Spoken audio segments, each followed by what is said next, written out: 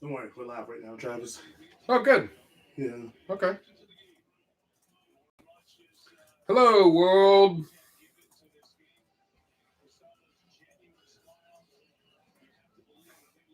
As me and Moose over here.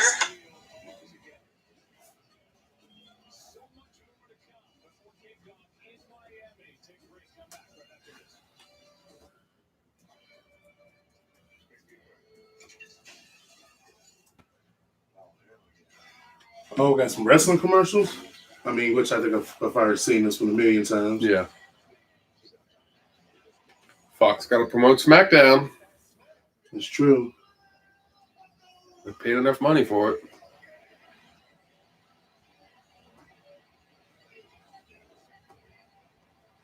Somebody told us we can go live on Instagram too, but I didn't. Looking at just got Instagram. I wouldn't have made one for myself the other day because I'm old and washed. So Megan and I set one up. Okay. But if you want to send out something on that, I don't know if you have it on your phone or not. No, I don't even have it on. You don't got Instagram on your phone? Hey, the claw's out. We about to let the law out for this game. I'm drinking a red Solo cup. Let's go Niners. Lots of stuff to be in here. Look here, man. We out here. We about to do our thing. I'm about to change. I'm about to go in and make a hashtag Garoppolo gang out here. Since Coach think he's used to be a porn star or is a porn star. What he called Gigolo Jimmy? Gigolo Jimmy. I like that name though. I ain't gonna swell. I like that. There used to be a wrestler for WWF that was Gigolo Jimmy Del Rey. Oh yeah? For the Heavenly Bodies. Oh Lord. WWF 1993. Where's Coach had to get on you right now? Gigolo Jimmy. So we're about 15 minutes away from the game kicking off. We're 20 minutes away from kickoff. Oh, yeah. All the others. Oh, Travis got to take his call, guys. It's all right. So, let me know what you guys are thinking on the text line. I guess I could move my computer closer so we actually can see what the hell you guys are saying. But we'll do that when Travis comes back so it's nobody on camera. So, you know me, the Niner guy out here in the streets. I'm looking for a good game. So some of the things I'm looking at on the Niner side, I think we're going to see very early on how that pass rush is really going to work or not work.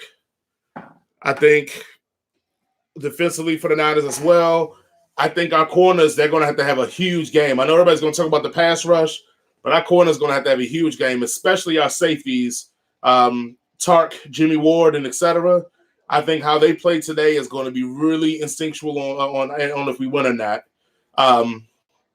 Offensively, I think the biggest thing is no turning over the ball naturally, but I think you got to let Jimmy air it out a bit. I think you got to make the running game has to be able to run off the ability that they feel like Jimmy Garoppolo's a threat. And if Jimmy Garoppolo's not a threat, there's no running game. And if there's no running game, I think they can bear down on him. And I think Jimmy's more than capable of passing with the Shanahan scheme because we know what kind of great coach Cal is.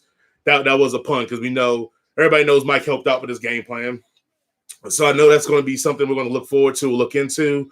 But I think Garoppolo's going to have to carry the squad. Oh, we see Garoppolo fiving up the rock. Oh, so you know greatness is going to come now. He just gave a great 1-5. Come on now. Win the rock lose.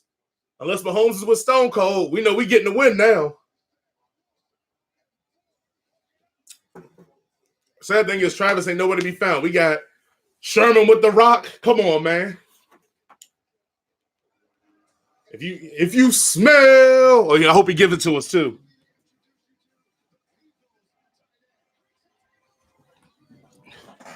Let's introduce to the people's tight end. Oh, we about to get it on today.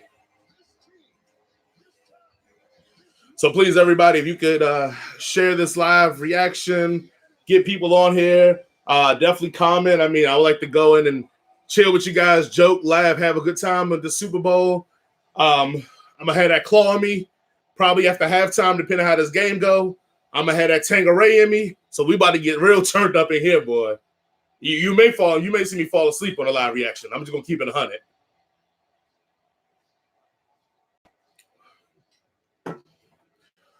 So like I said, by all means, share it out. Let's make this a thing. Let's get some people on here enjoying themselves, talking smack to each other. Don't be afraid if you're a Chiefs fan. Can we take a moment now and just realize how The Rock getting all the money? Not some of the money, not an inch of the money. The Rock is getting all the money. Like, when the last Rock movie you saw that you was like, oh man, this is a classic? Ain't never ever, but getting all the money though. Come on, man.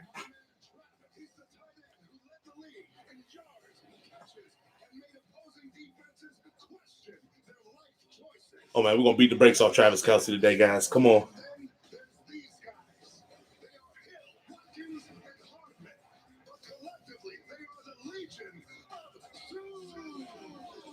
Need you to zoom. Don't want this smoke either.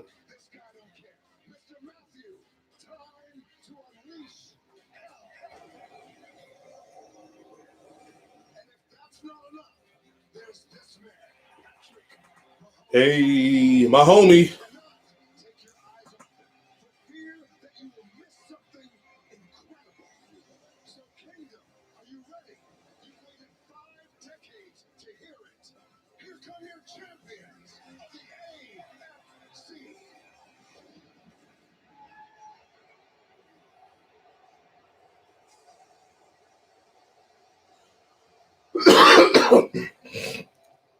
Boo. Don't care about no Chiefs.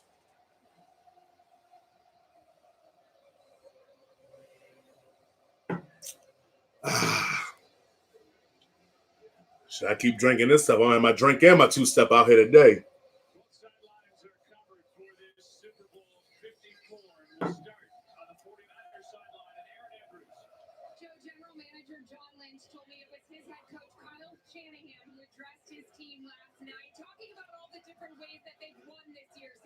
When we needed to deliver, you did. They also talked about some of the challenges and the personal tragedies they faced. Some public, some private. And he talks how they... Now, I'm new to this, though, but they say, you got to do it for the gram. The final message. Hey. Let's go. Now we're going to send it over to Chris Myers with the Chiefs. Aaron, 3 hours ago, Patrick Mahomes sat calmly with headphones on over on the Kansas City bench, and then he had a pre-game throw. His casual swagger kind of self. What goes through the mind of somebody like that this close to the biggest moment of their life? Well, he thinks he has it figured out. He used to get a little too excited, went the other way. His teammates said, you're a little too calm. Brought it back to the middle and thinks he's found that middle ground of excitement at just the right time. And says a few early completions, and we'll find out how well he's starting out. We know that he and his team know how to finish, and yes, he gets it. The magnitude of the moment, a 24-year-old in the 100th year of the NFL trying to end a 50-year wait. Hey, guys, we out here live streaming, live reaction for the Super Bowl. Go to YouTube and just type in Straight from the Hip, and you should see, black microphone with the holster wrapped around it. That's going to be us. Go ahead and tune into that. Subscribe. Help us out with that. Give us some subscribes. Give us some likes. Just tune in. If you want to clown, have some fun, comment, and just straight get wild with the Super Bowl. Also, your boy Jay on that drink. So, by second half, I'm going to be ready. So, but yeah, go ahead and subscribe, check it out, and enjoy, man. Enjoy the Super Bowl. Win, lose, or draw. As long as they compete, we're going to have a good time.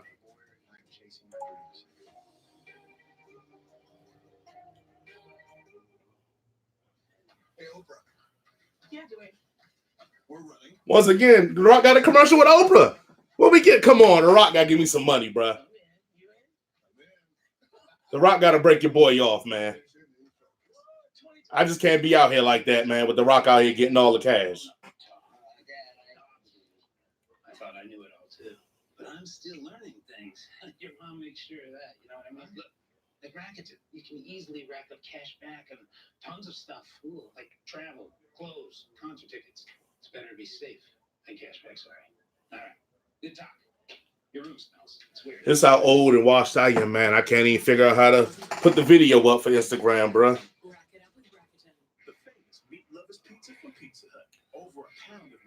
So if anybody wants to come on and be our technology assistant here on Straight from the Hip, I am more than welcome and open to it because I am god awful with all this stuff here. This guy looks like he's ready for some Scampi bites. Wait a sec. I feel like I know you. Oh, have you dined with us before? No, you're that insurance guy, aren't you? The pasty one. Oh, that's it. Like I'm gonna go into some spiel about how you can get options based on your budget with the name your price tool. Hey, Rob, you told him about the mushroom puffers? Just about you, Pam. Wait, are we gonna have progressive commercial?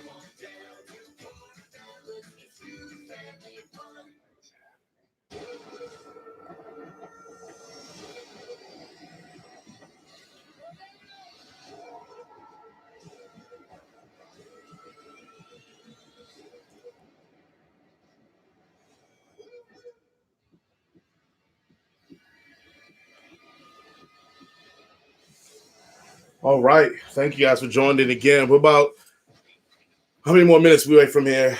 I mean, it's 6:23, but we all know we're gonna get was it Demi Lovato? She gonna sing with the national anthem, so we're gonna see how that get popping.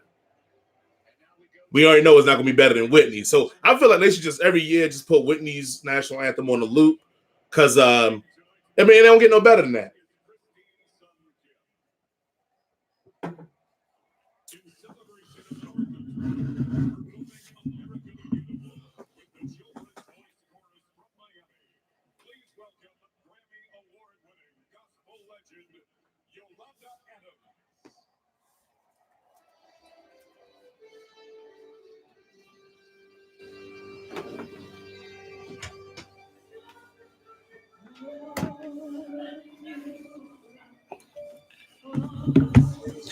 Figured it'd be smart to move the computer over just so that if somebody types a comment, I can actually respond. That's why you gotta like Straight from the Hip, man. Constant innovation, right? All right, Christy Food. I see y'all here. That's what's up. Hopefully you enjoyed the Super Bowl with us. Christy Food, who you got winning the Super Bowl? Be warned if you say the wrong answer, man.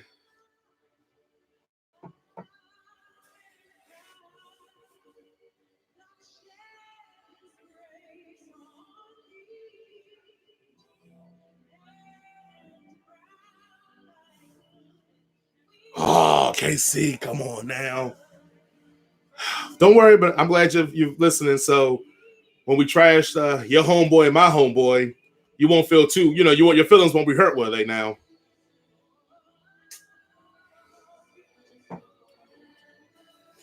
Who do you think is the MVP for K? If you got KC winning, who do you think is the MVP then?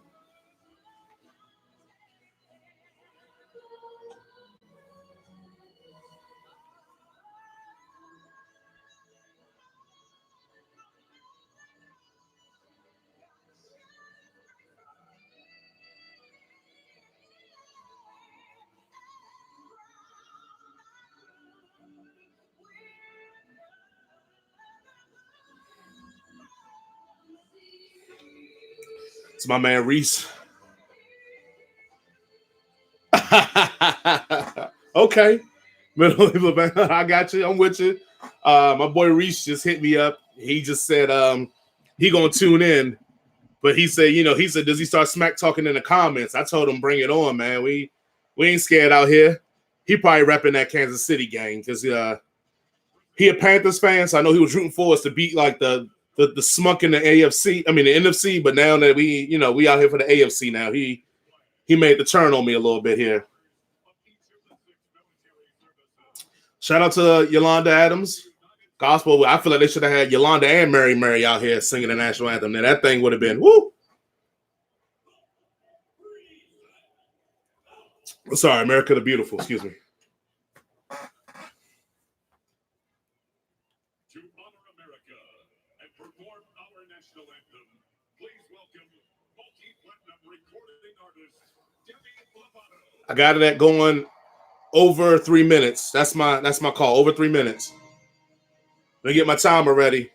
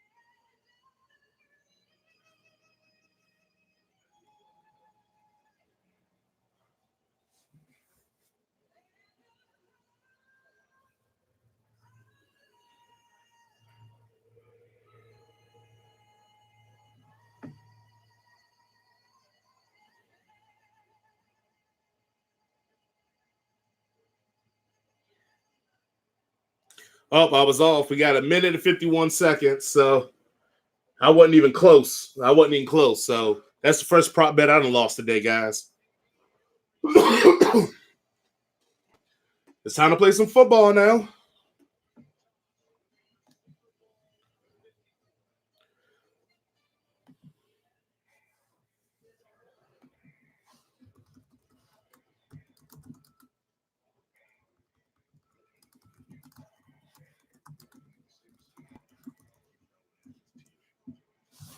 Oh, Top Gun. Top Gun 2. All right, I'm gonna have a real conversation, and y'all gonna kill me. I don't know what Travis did. Travis took a phone call and was like, deuces. I know, maybe because his ugly was knocking off the camera. So he was like, well, let the camera settle in. Because we shot the camera real quick with his ugliness and that mustache. So I'm thinking that's what happened. So I think he's trying to let it slowly move in. But I'm going to say a hot take here. I know people going to hate me. People going to kill me for this. But Top Gun is overrated, man. I know y'all love the 80s. I know the 80s is what a lot of y'all made y'all bread and butter at. Top Gun is overrated, man. And to go with a sequel just lets me know this late, that means like it was so overrated that like they didn't want to make a sequel back in the day.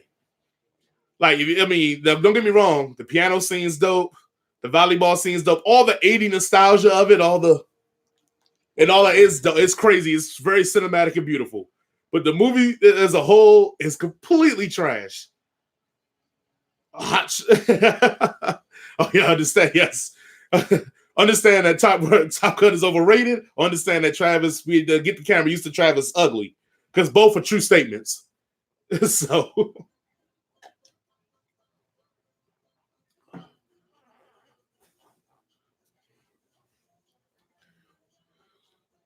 McDonald's coming strong with their commercials. You name it. Oh, got the Joe Montana special, the Jerry Rice special. Okay. Travis Kelce looked like a joker that would have breakfast for dinner and lunch and all that for McDonald's. Not like regular, but for McDonald's. He looked like a joker that'd do that.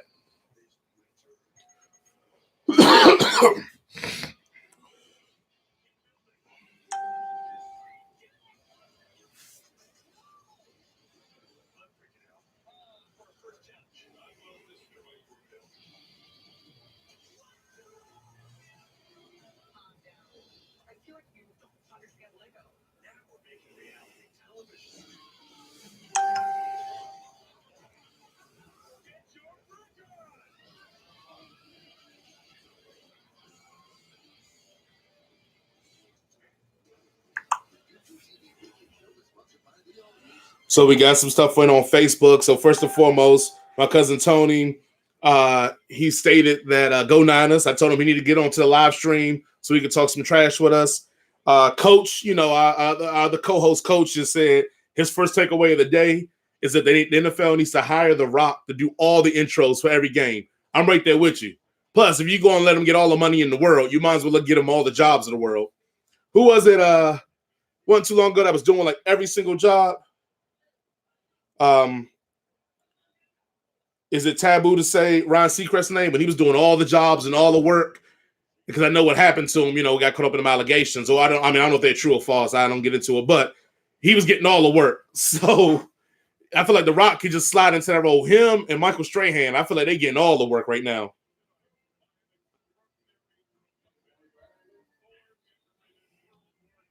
I just told Coach to get on a live stream or bring his ass on over to the crib so we can get this popping.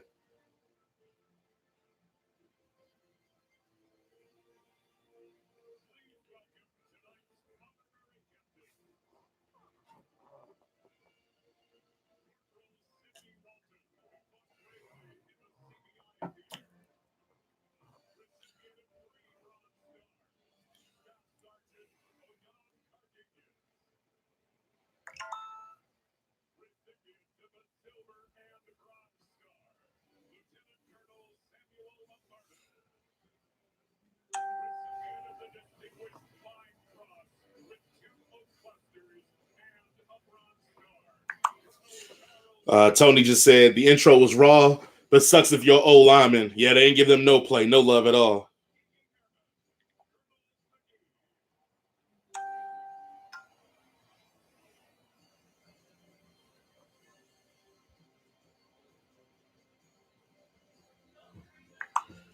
Coach just said second takeaway of the game is that there's way too much pageantry. These players aren't used to having this much time, before the games and etc. Oh, Travis came by with some food, guys. So that's what Travis is doing. He came down with the ribs. I was just getting food. I'm back. He understood. He couldn't come down here with that ugly without bringing something good down. So he back. He bought some food up in here. So who won the coin toss? Tails. I got $1. Yes.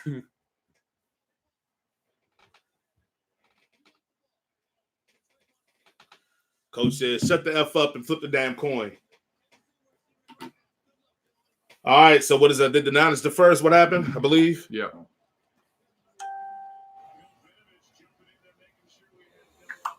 Tony, my cousin said if they want to kick, let them kick, the idiots. Oh, we about to get it on. Let's go, baby. So you missed the McDonald's commercial where they were showing the favorite meals by different stars and all that stuff. Oh, you missed it. The real commercials don't start till the first play. No, but you missed it. The Rock did the intros. Oh, cool. For both of them. Oh, nice. And that's what Coach is saying. All the Rock should do all the intros. But I was trying to shout you out, but you was out here. I was helping.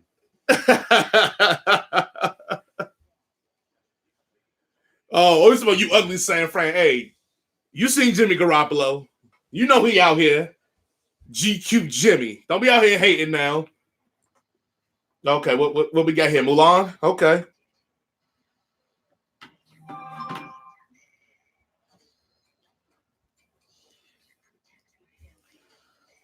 My sister-in-law's angry because she just lost $1. Well, tell her to get on the live stream and tell us how she really feel. Because we'll clown her up too. For that $1. I would say the greatest thing about Mulan, the movie, I would say, is they actually got Asian actors and actresses to play in the movie. So shout out to Disney and going to get some real, get some real ones out here, Right. We're already singing this one. State Farm commercial. Who is this? State Farm, Jacob State Farm, blah, blah, blah, blah, blah. Remember when Georgia, because, everybody that's not in Georgia that's watching, but in Georgia, how that whole, Jake Fromm. Yeah. So, yeah, that shit. I'm glad that shit's over. I have a coworker that, he knows I'm a big football fan. And so in South Carolina, and he always goes, yeah, this is Jake from State Farm. Once again, I'm glad that shit over. Agreed. No disrespect to No. After the kickoff. What happened?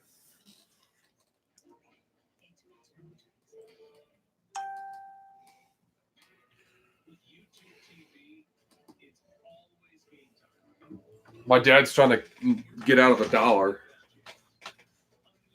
One of his first questions is, "What's the first commercial?" Everyone knows the first commercial doesn't happen until after the kickoff. So Mulan doesn't count as the first commercial in the Super Bowl. We're watching this on YouTube TV. This is not an ad. Because I was like, I need something that's going to show a little bit of the commercials, but also give us some love on like the game itself. I don't know if you need to. No, I'm good. Just because I know we're going to be using our phones a lot, so if you wanted to keep it, because I know these charges are kind of slow sometimes. Coach said third takeaway of the day. Coach, I ain't going to be reading these damn takeaways all day, brother. You're going to have to get on the live feed and put this on here. Tell them to get on the live stream. Third takeaway of the day. Kids. Mom, you're wrong. It's the kickoff, not the coin toss. Well, you got to let everybody know what's going on. Like, you got to explain to people that don't know your family why you're talking about this. So we're doing, of course, we kind of have the side action going on. And one of the questions is, what's the first commercial in the Super Bowl? Right. But everyone knows that the first commercial doesn't happen until after the kickoff. It's not the coin toss. It's the kickoff. Is that a known thing? The play has to begin. The first play has to happen. And then on the first commercial break, that is what the first commercial counts as. Is that a known thing? I feel like I've never heard that rule before. I feel like everyone should have known that rule. All right, y'all tune in and let me know if that's a real rule. That. You're just making trouble for me. Let me know if that's a real rule, that the first commercial technically is after the kickoff. So right now what we watching is not technically a commercial for the Super Bowl yet. Yes. And Dad, stop calling me. Let him call. Put your father on the phone. What you, bruh? Hey, put your father on the phone, man. I like your father, man. Go call him back, man. Put him on speaker. I think I got the Bluetooth over there. We can link you up to this so we can actually hear him. I don't know if you want to go into the bag and get the speaker. Hey, first commercial is after the kickoff. Mom says it says right on the thing, coin toss. What's the first commercial after the coin toss? You guys are just trying to save $1. It's $5.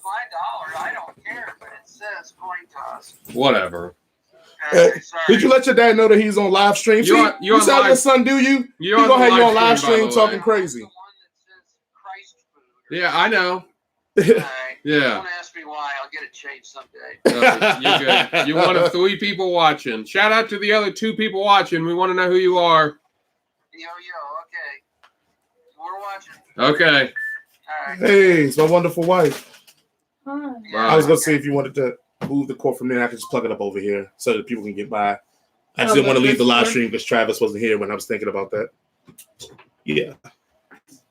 I just plug it up. Who's watching with you? Right now, Travis's father. I think Raymond may be on here, and then someone else. So a third person I don't know.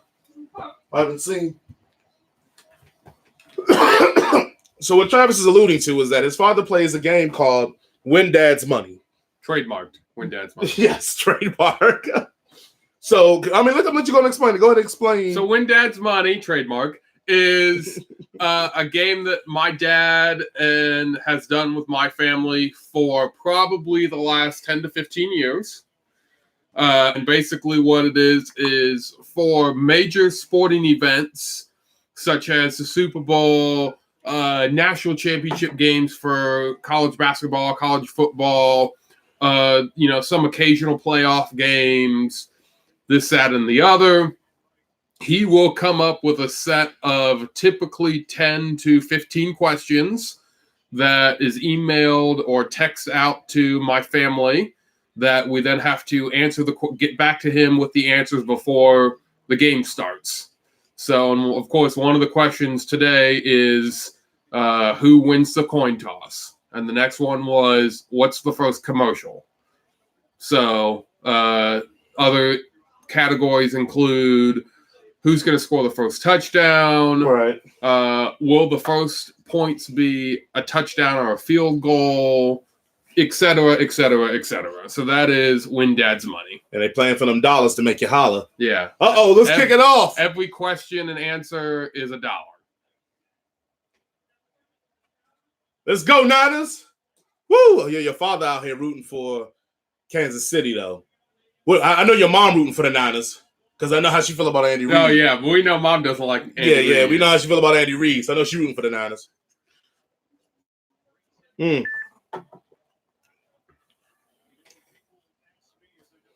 Even though she does like Patrick Mahomes, I think her hatred for Andy Reid is farther along than the feelings that she has for Patrick Mahomes. And then when Patrick Mahomes puts ketchup on a steak, that's That's disrespectful. That's a negative right there. That's disrespectful. Okay. First play, here we go. Pretty good return there. Oh, little RPO with the pitch. Okay. Williams.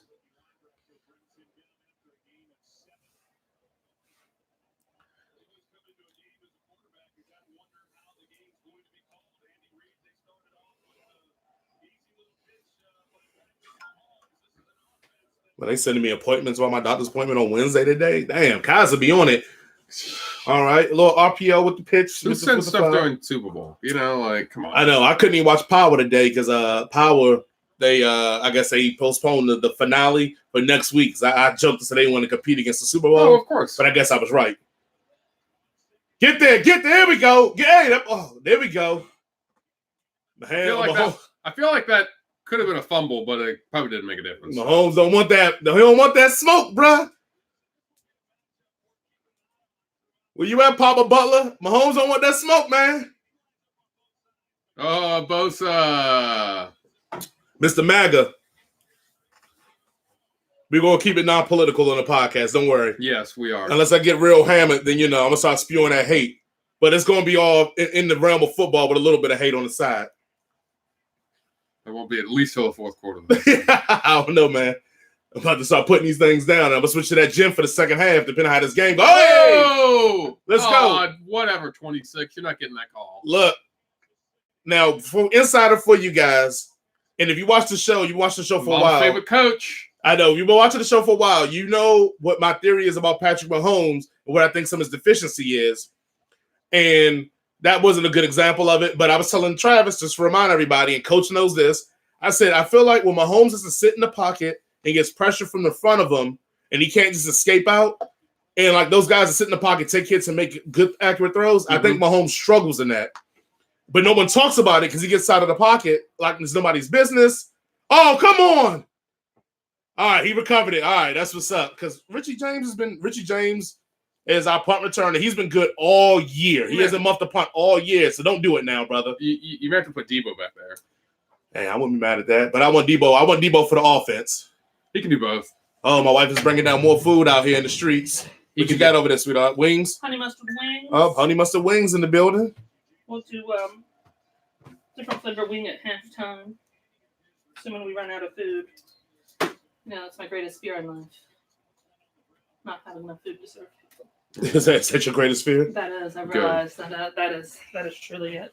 I would say mine would be stuff like being naked at the party, but I've already conquered those fears because I'm a progressive. Toss play. Nothing there. Nothing. Lost some yardage there. But we knew Kansas City was going to sell out against the run, so we knew that off the rip. That's why you should have given it to Debo the first play. Right, there we go. What's up? Am I off the camera over here? Yeah. You want to be on the camera? Oh, okay. Y'all on YouTube Live? Yep. Yeah. For anyone that doesn't know, probably you do, but I'm a big South Carolina fan, so that's why I'm shouting out Debo, because that's my guy. So go Debo. Ain't nothing wrong with that.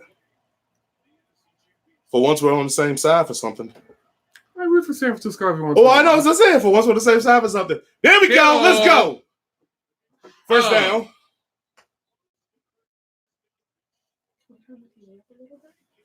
I don't want to turn the TV up more because then we have copyright issues then at that point. And I don't know how much the camera. There you go. Is that good? Mm-hmm. I mean, we're still gonna be yelling, so yeah. Sorry, usually I complain that it's too loud. So. Oh, okay. All right. So first down. Feeling for me. Good old Kittle. 1 for 1. 11 yards. What coach at? 1 for 1. Talking about is Jimmy Garoppolo going to throw the ball today? I know more people talking about throwing it downfield. I know, but I'm still hate. Hey, I throw. Oh, coach is in the building. Okay, coach. Oh, you get your boy. Let's go. Let's go. That's my boy. Oh, yeah. That's my buck, punk. You know Debo lost it in that movie, right? Okay. Oh, okay. I don't. It's funny that ESPN actually showed this exact play on their pre-show today. Well, we know they're gonna sell out for the run. Like I think they're in anybody but the running backs beat me mode. So they're gonna be exposed to a lot of these reverses, a lot of these counters, a lot of these manipulation plays until they make adjustments. Coach, what you got on that? I mean, we can tell from early on, like you said, KC's just dominant. I mean, they're doing a 5-person defensive line. Like they're dominant and not going to let the Niners run the ball. But I think they don't got no choice because I think the Niners are going to start off with the outside zone like they're doing now, and then if it doesn't work, they're going to go to that inside zone because once they're spreading out, and we know from last week with the Packers that inside zone is what killed the Packers. Yep. So definitely, they're going to go for that deep penetration. Thank you. Oh, you're my wife for going for the deep penetration, but she mean that other stuff. That's for later, baby. That's halftime. Don't worry. It won't be on camera, though. I hope. We'll lose all our viewers then.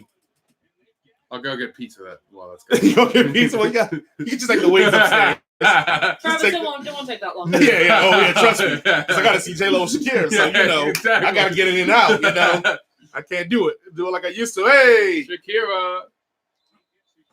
Okay.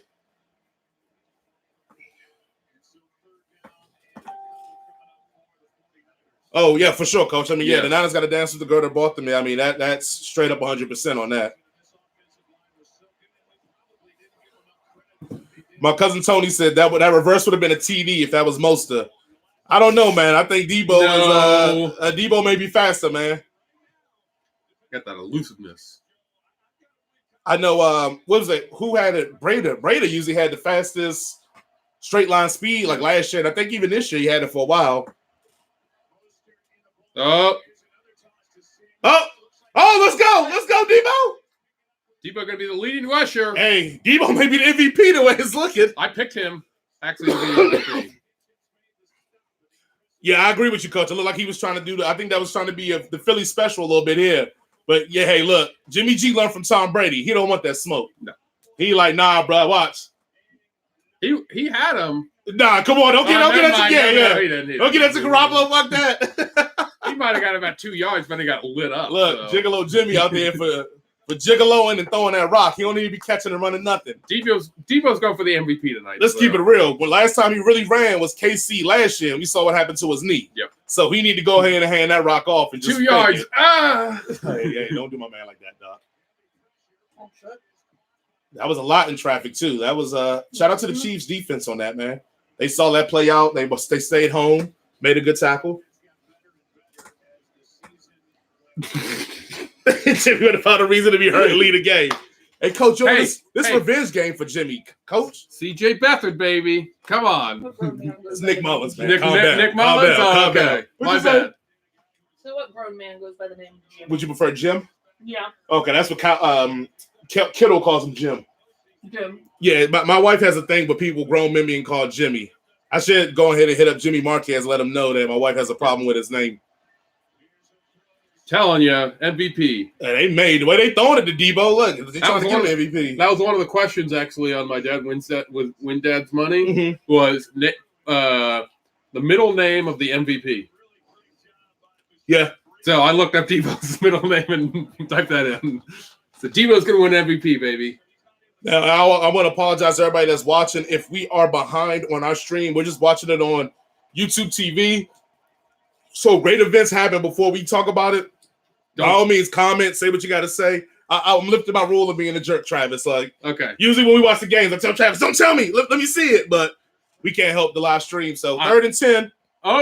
Offsides. False play. Oh, Free God. play anyway. You're okay. You should have caught it, but Wilson. Jeff Wilson Jr. So I was watching a simulation about the Madden simulation thing, and they were saying, I guess Jeff Wilson Jr. scores the first touchdown in the Madden simulation. Oh, wow. How crazy would that be if that actually happens? Yeah.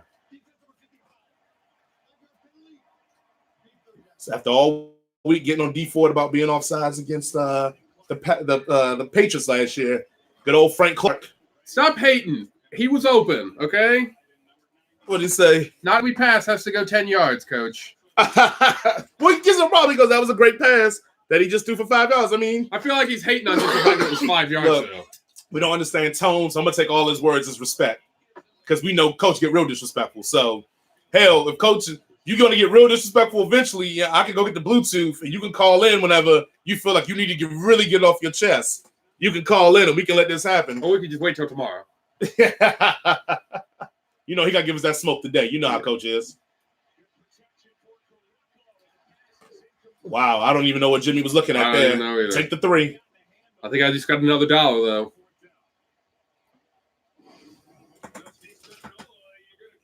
Oh, okay, so we're behind. So Coach is talking about the 5, the one that was in. Oh, okay. So yeah, okay. I thought you were talking about the Mostert play. During halftime, do you want to set up the cable box so you'll be No. closer to live? Okay. What you mean? Closer to live? Oh, the speed of it. Yeah. Well, you're right, baby. You're right, Coach. What's the first drive of the game? They made them go 3 and out. They got the ball. They got 3. Let's see how it goes. We know Kansas City starts off slow, but I guarantee you, if we can get up. Hey, I just got another $1. Okay. What, first field goal of the game or something? Well, no. The question was the first points. No, the score of the game the first score of the game will come by how? And I said field goal. Okay. Yeah, another $1 for this guy. Hey, Papa Butler. I know it's only dollars, bro, but Travis out here like he racking up on you, man. You need my help forging the results. Let me know. Just let me know, brother. I got you. I have the results. This looks pretty good, by Oh, way. the Fast and Furious 9, Yeah. was it Fast 9 Saga or something? Or Yeah. Fast Saga or Fast whatever? Saga. Yeah. Yeah, this thing looks like it's crazy as hell. So we did Now, Fast and Furious movies. This should be the last one, though. I think they're doing 10, so it's going to be one more after this. Okay, This is that's probably okay. going to end on a cliffhanger, That, probably. okay, that's okay.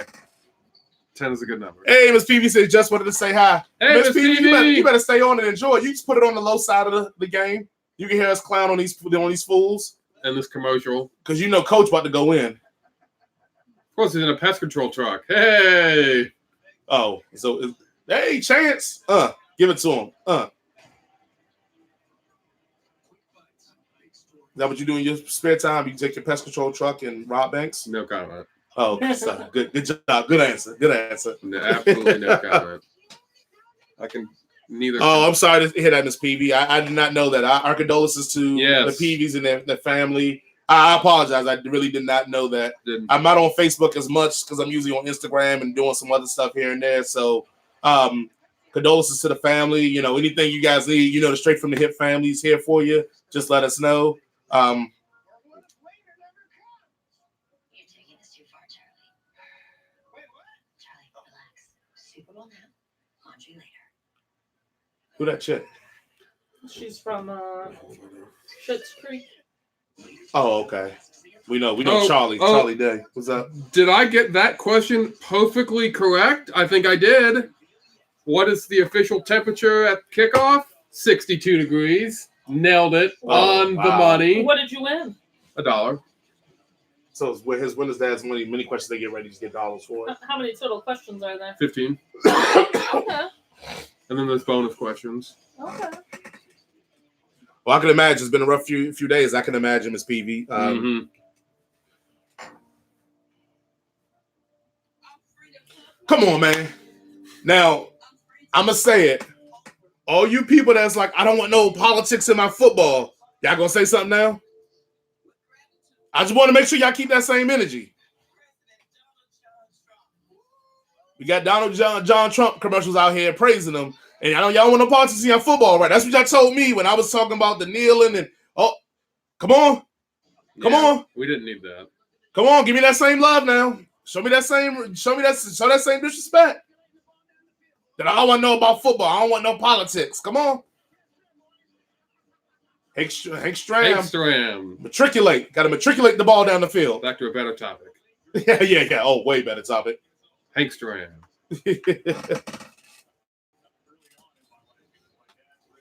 Good job, Coach. Well, Coach, I mean, Coach good for that. I mean, Coach is the funny dude in general. So Yeah. I know I came into the show some days in I'm real bad funny. moods. We're talking about Coach right now. Why are you trying to take his shot? See? Kidding. I done came into the show with many a bad mood, and Coach didn't hit me with a one-liner, and it had me like, and I won't laugh because I got to play it cool because I'm pissed about something. So I'll just shake my head. But that thing, I mean, by the time the show starts, man, I'll be ready because it'd be funny.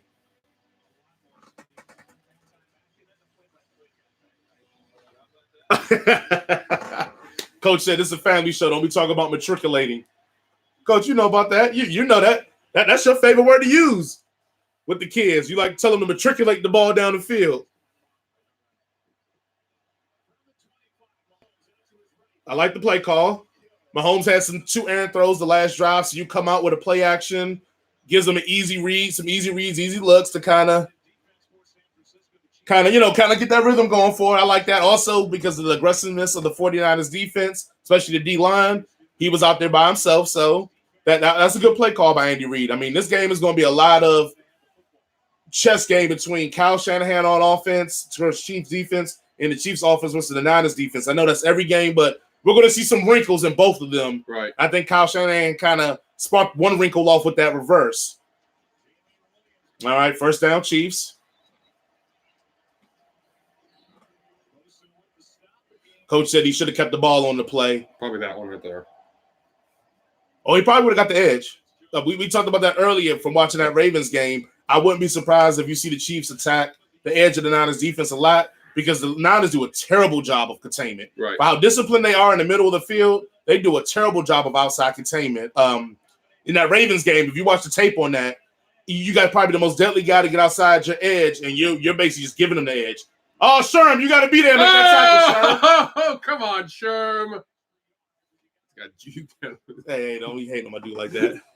When you try me with a Oh, sorry he's receiver. saying the first down play. He's saying Mahomes should have kept it when he came out on the bootleg. Okay. Oh, you can't get that done to you, Sherm. But hey, in respect, Tyreek Hill is fast. Like I said twice. Oh, it's his knee real. was down anyway, so. Oh, Hill was? Yeah. Oh, it ain't gonna challenge it. So shout out to my dad real quick. He came into the new century. Doesn't have a flip phone anymore. What? Yeah. So he can Okay. actually send and receive group text messages and not screw things up. What? Yeah. Get there. Okay. Go dad. 3rd and 2. Now I don't know if Kept it in Coach. the pocket. I don't know if Coach, if you can see.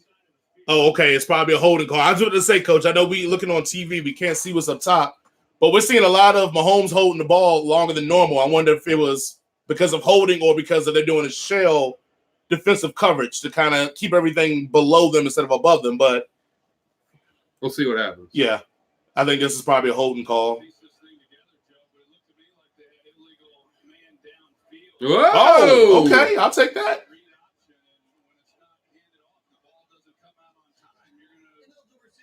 Okay. That's on Mahomes. We'll take that. 3rd and 2. So whose fault is that? If you got a option play like that, It's a timing play. I mean, coaches speak to it better. I think when it's a timing play, as a lineman, you're trying to get out there because you think the ball's already gone. You see when Mahomes kind of double clutch there. right? I think the ball was supposed to get out if it wasn't going to be a run. And, you know, they still have to – oh, crap. Good first down. Inside handoff from the shotgun. Here you go, Coach. With San Francisco pass rush, there's no need for blitzing to get pressure. Oh, no, I agree, Coach, but you still got to do some things on the back end. Tyreek Hill's still a grown man. So that people are in coverage. No, I get it, but I'm saying, like, are they – my conversation was, are they doing – I know they're not doing man, I know they're doing zone, but what are we trying to do here? Tighter windows. Okay, exactly. But, I mean, Travis Kelce's good at finding holes in the zone. Hill is good at finding holes in the zone. Like we just talked about, yeah. My comment was like, what do you think they're doing? Because they're not getting the ball out really, really quickly. No. Papa Butler on here is going for Kansas City. Yeah, he's going for Kansas City, so he's not going for the Niners. I mean, your father can be wrong sometimes. He can. I mean, he's gonna be wrong today. Oh, okay. Yeah.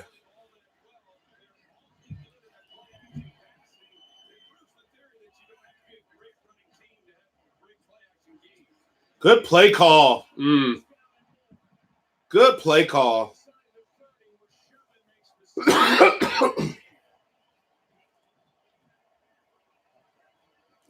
And to be honest, Miss Peavy, if San Francisco wins, cool. If Kansas City wins, cool. I'm just looking for a good game. I just hope it's not a blowout.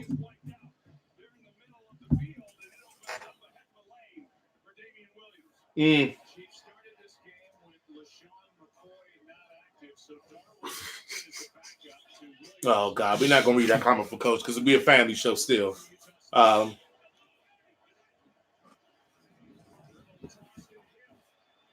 I told you, he fast. Hey, way to get out there. What was that, 54? Is that Fred Warner? I feel like Debo got more yards than that. Oh, here we go. Woo! Hey! My man Enrique asked me today, he said, who you more excited about, J-Lo or Shakira? I said, that's like putting sexy on sexy, but I'm going to go with Shakira because I don't understand half the stuff she say. So that just make it even hotter to me. Exactly. I just want to imagine saying good shit. That's just better. Plus, we know J-Lo, she a Bronx broad, so we know how that get down. Craziest people in the world from the Bronx. Remember that. So we know she out here repping. Oh! Got him. Yep. Free play. Oh! So we see some adjustments. Legion of Zoom is getting in. I mean, we see some adjustments, Coach. We see now they're starting to get underneath the zone, at least get catches. See right there, you know, and I mean that was poor. I'm fine with him catching the ball, but you got to make the tackle. If he catches it, you got to make that tackle immediately. But we'll see. When red zone is probably going to be a big thing because both these offenses can move up and down the field. Oh, absolutely. Like I said in the pre while you were gone, I was saying I think a lot of this is going to be on the safeties for the 49ers, man. We talk a lot about that D-line. I think if the safeties have a good game, it's going to solve a lot of issues here. Hey. There's their answer, Coach. There it is. Yeah, it was right. But, Coach, remember we had a conversation almost a year ago, last year, about Mahomes, and I said when he gets that pressure and has to step into throws and make throws stepping into him while taking a hit, I don't think he's a really good quarterback at that. He hasn't gotten that part of his game polished yet. And I think if we look at a lot of these errant throws that we're seeing early on, I can guarantee you we see a correlation with the pressure coming at the front of him and forcing him to make a throw when he's anticipating a hit. Now, I know most quarterbacks aren't good at that, so I don't preach into the choir, but I know for him to be great, quarterbacks are going to have to eventually be able to do that. Well, again, right in his face, side-armed it, didn't make a good throw. Like, now I know that was tough, so I'm not making that as a place for my case, but I'm just saying, like, that was a tough throw, but I've seen that a lot from Mahomes when I watched him last year, too. I think he just needed a little more ketchup on that throw, a little more zip. He's not had this kind of pressure all year. The Niners win. Justin has to clean my car, so I guess this is who I want to win, but I like Mahomes. I'm with you, Miss Peavy. I said I wouldn't be bad either way. I'm happy if Andy Reid gets a championship. I'm happy if a black quarterback, Mahomes, gets a ring as well. But, I'm going to root for the Niners because that's my squad. So, come on, make a play here. 3rd and 11, make a play. This is what we pay these pass rushers for. Oh, that's behind. Hey, the ball went out of bounds behind. They called it. Yeah, that's not a first down. And then Mahomes flexed on him after he hit. Flex on because he fumbled. Like, Mahomes, you got knocked out. You just got mad that Ward just got injured worse. Oh, that should be a 4th down. It should be.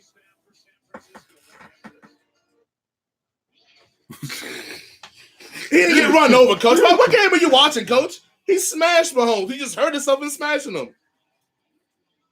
That was the first down. Well, how, Coach? He lost the ball. The ball went back. I think they called it a 4th down. I think they did too. I think they spotted it behind.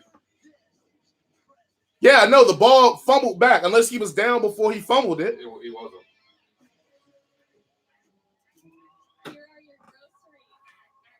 Coach just said watch because he said it's going to be a first down.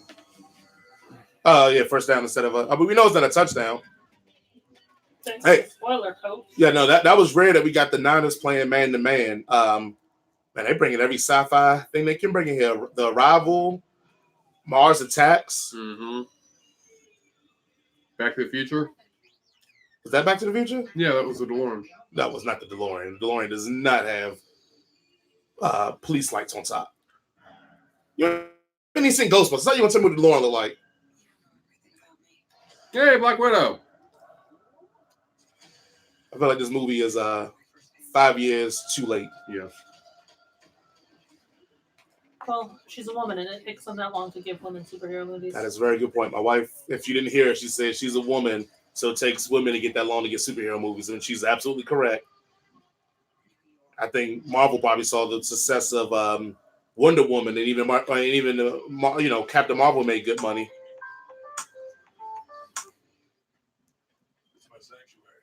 You on here now? You finally decided to call? Finally? I don't think we can do it because I think I'm a play ahead of you guys. Oh, probably are. My TV is showing it like a play ahead of you guys announcing it. Okay. You know what I'm saying? I mean, it's not like we're seeing it at the same time. Right.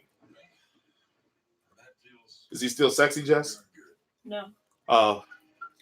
Jason. Oh. Yeah. Oh, I feel uncomfortable. See, he had the first down right there. Yeah, we're still on the commercial. Well, Right, yeah, but does he fumble it backwards? Oh, he did fumble it. That's what we were saying. He fumbled the ball. Yeah. He fumbled it, but I didn't think he fumbled it that far backwards. Well, it's 4th and 1, and they're going to go for it. This be interesting. Okay. Hey, well, let me go because we're on the live stream and we're behind, so. Go ahead. All right, bye. Damn, I should have betted you, Coach. I mean, I wouldn't have won nothing. You didn't. We saw something you didn't.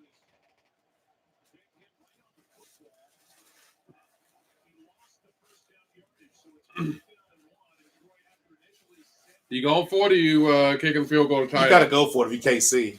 Because I feel like you don't have any fear of the Niners offense.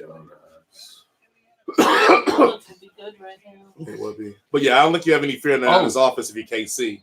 I found a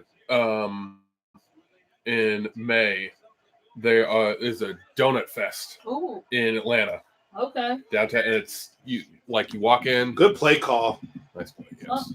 Touchdown. He's in there. Short.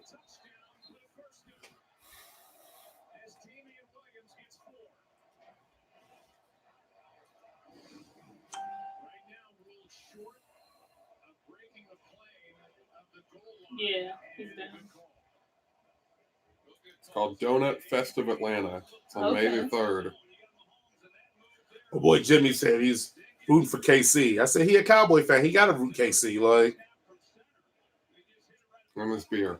Reese said, last game of the year, can't hold nothing back. No, I agree. Like I said again, I mean, I think it's KC. That first drive for the Niners didn't show you nothing that you're afraid of. That's touchdown. Oh, it's still marking at the 1. I'll take it.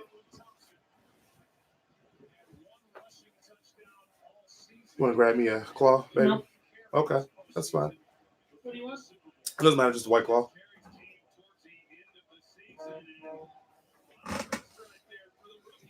About to we taking that law out the game. You need to keep marketing White Claw like they sponsored you. Oh, Encourage that way. It encourages other. the way I be talking, the way I talk greasy, they be like they don't want me to sponsor them. Oh, Good play, good move by Mahomes.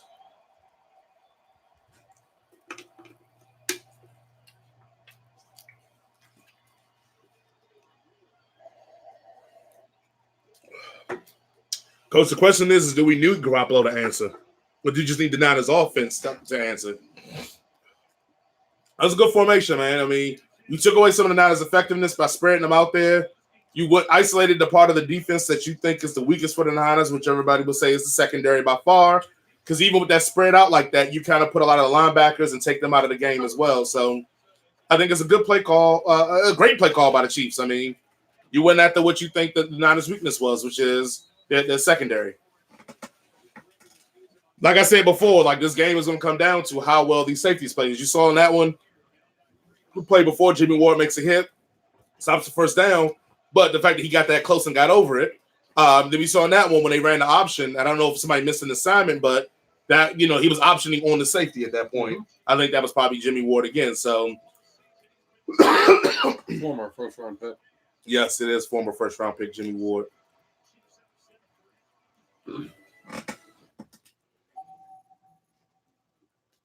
Been there.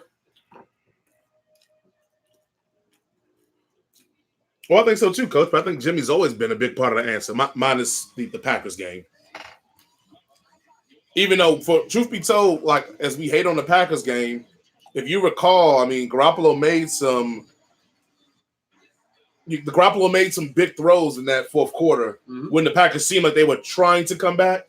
I mean, we had a 3rd and 3 that he completed. Then the pass that was we had the pass interference play that was on the 3rd down. That happened. Like Jimmy made some good throws in that fourth quarter for the Packers game to kind of seal the deal. Which let's say if he doesn't make those throws, they were down by I think it was a 14 or 20 at the time. I think.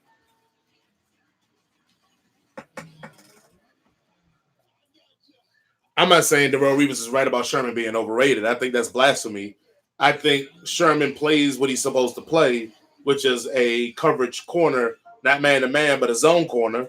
And I think as a zone corner, I can make an argument Sherman is probably all-time great as a zone corner.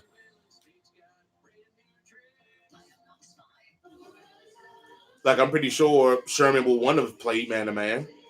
I know he probably understands that's the knock on him, but if you as a coach, coach, if you were a defensive guy to play zone, you want your guy to play zone, your guy going to play zone. My cousin Tony said, you got to go after the quarterback. Fuck the pitch, man. I agree. I mean, make him throw that pitch. Maybe you get a hand on it. Maybe he fumbles it or throws it behind him. I totally agree. You go after the quarterback and just hope that he messes up the pitch. Here's that picture that everyone was freaking out over. They filmed this commercial, assuming Tom Brady would be in the Super Bowl. This is that picture that everyone freaked out about last week. I'm not going anywhere. Why? What? Because he was in a stadium? Like That picture of him standing, yeah, that's from that. That's exactly what that's from. 100%, coach. Kill the QB. Kill the QB. In that situation, the QB, because I believe, correct me if I'm wrong, coach, in that situation, Mahomes becomes a runner then. And at that point, a lot of the protections that he has, minus the sliding, isn't there anymore. Like I'm not saying go for his helmet, but you can go high, you can go a little lower at that point, as opposed to if he was sitting in the pocket. Well, I agree, coach, but let's say if you make him pitch and he throws a bad pitch. Let's say he loses the handle on the pitch when you tackle him or you're about to hit him. Like, you have a better opportunity with the pitch to maybe something happen, and then you not hitting the quarterback and he just does what he does. He jukes in and goes in. Oh, it was poorly defended. We talked about it. They went after, they spread them out. Again, it was a good play call. They spread out the Niners, eliminated some of what they're good at, their quickness and speed in the inside, and then made it go to the weakness. They went after the corners and the safeties, the weakness of the Niners team, and they made Ward make a decision, and I think he guessed wrong. I think he was unsure. Like, Ward right now, like, you're right. He should, oh, well, this is the blow up.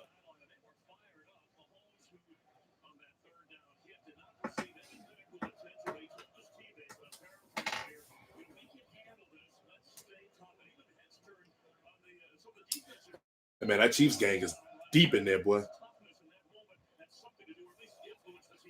I mean, Arrowhead, man, some of the best fans in the world, man. Yep. And they're not jerks like some of the other fandom, like the Cowboys fans and et cetera. Like, I could say anything about the Falcons fans either. oh, well, they don't win enough for us to talk about them. I think Coach is rubbing off on me, man. I used to have no issue with the Falcons. What would you say, Coach? You said Gigolo going to have to make some plays. 3 for 4. Well, we know he throws 69%. Oh, good throw. Yeah, and Coach is ahead of us, so I know he's pandering to us and making comments, knowing what the next play is going to be. He probably said that knowing the next play is an interception.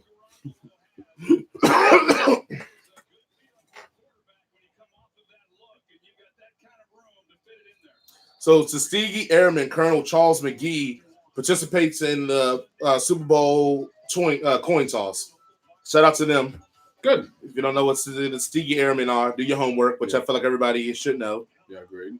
All right, quarter ended. What's our analysis for the quarter? What do you got, Travis? Looks like it's going to be an offensive game, shootout until defenses can stop this offense. It could be a high-scoring game, which may not be good for San Francisco. So, Travis, that might be the worst analysis I've ever heard. I know. Man, I'm calling Coach now so he can give us his first quarter. Let's watch the Mountain Dew commercial. So Tracy Ellis Ross, her fine self.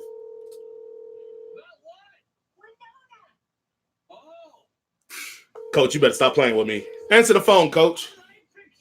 Yeah, me too. That's why I'm making it.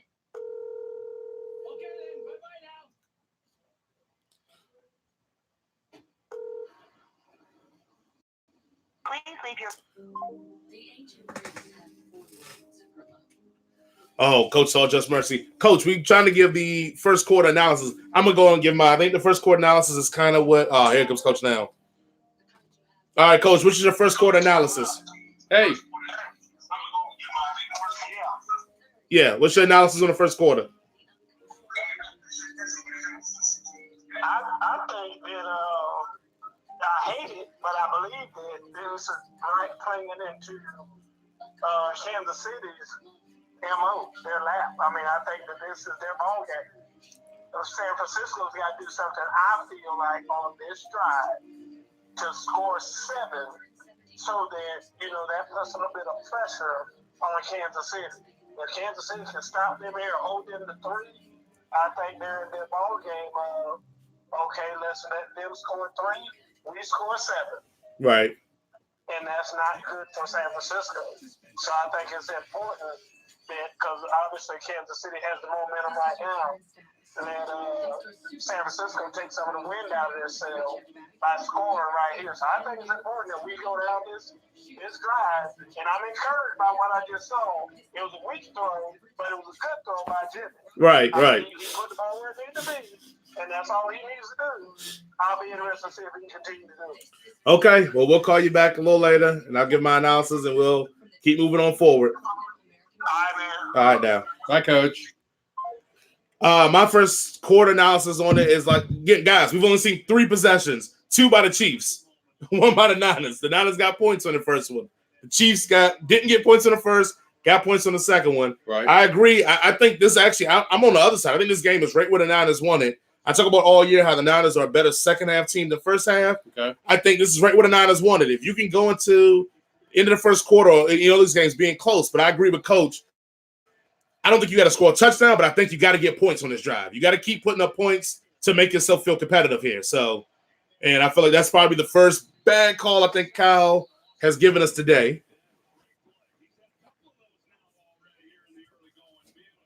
Coach, what'd you think?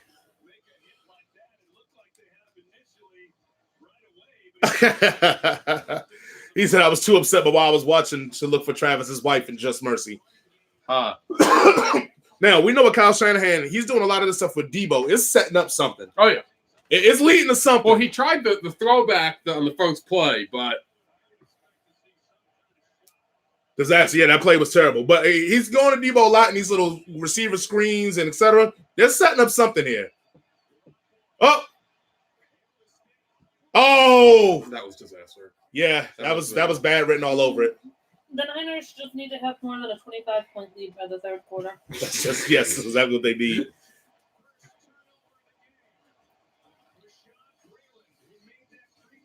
Hey, I'd rather get it early. If we're going to get a turnover, get it early. Then late. Get it out of his system. The ball shouldn't probably been thrown. He should have probably ate that, but that was the disaster. Yes. We with you on that one. But again, it's early. Like, Brady throws picks early in games too. Yep. We'll see. Not comparing Jimmy to Brady. I'm just saying that a lot of great quarterbacks don't make mistakes early in the games.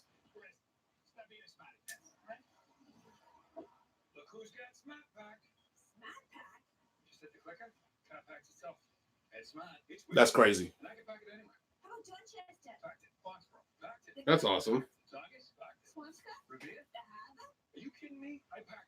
The only bad thing about that is now you're gonna see people just getting out of the car in the middle of the road and be like, it's parking itself. I ain't worried about that. People idiots. People fuck up regardless they in the car or not. Hey, I'm gonna say something real here. How Big Poppy name was on that list of people using steroids and we didn't care? We put Andy Pettit, A-Rod, all these jokers through hell. How Poppy get a pass? We like Poppy. That's a good point. That's a really good point. We like Poppy. Poppy got a straight pass on that. And are you hating the fact that the white guy's getting blamed this time?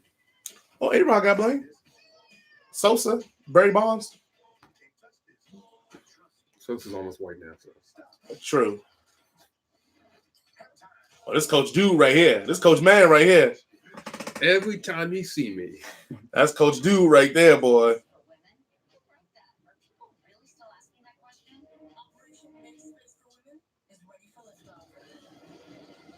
Hey, Coach, you'll love this. My boy Reese just said, Kyle Shanahan quarterback still doing Matt Ryan-like things. Just take the sack. Don't throw the ball. Truest statement we probably got all day.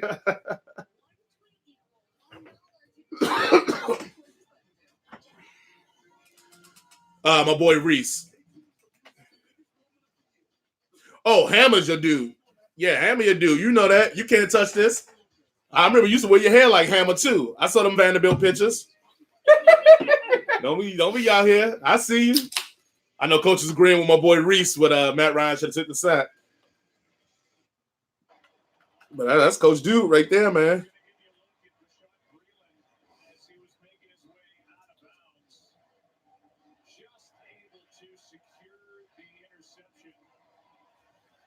Oof, that was close. We would have got a break if that would have went the other way. Instead of anchor down, it was just hair down back in the day, right?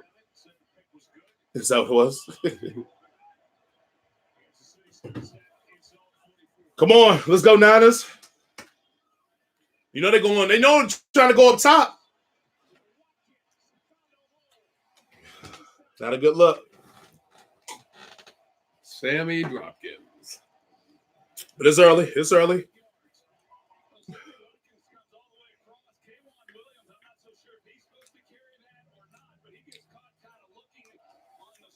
Coach, what you got on that analysis that Watkins play? Why didn't it work? Because we know Trakeman's terrible, so you got to give him the real analysis.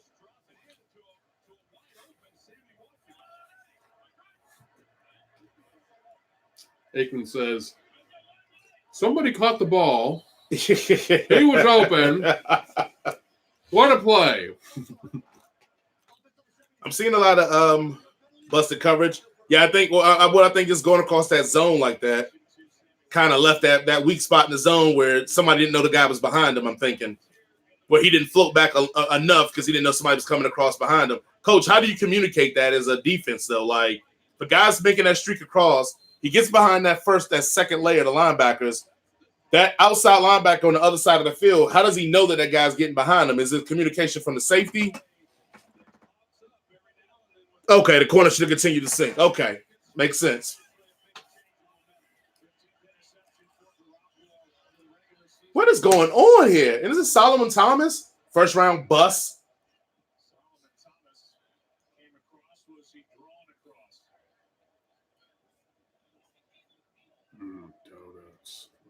This makes me afraid that D4 going to make a mistake. Now, the price side of it is like we talked about all year. Leave the back out of the backfield because you can't always come up to make the tackle.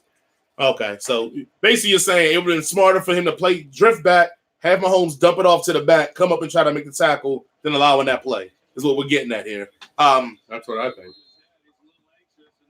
I was going to say, I would say the numbers for Jimmy Garoppolo after a turnover is like crazy good. Oh, good.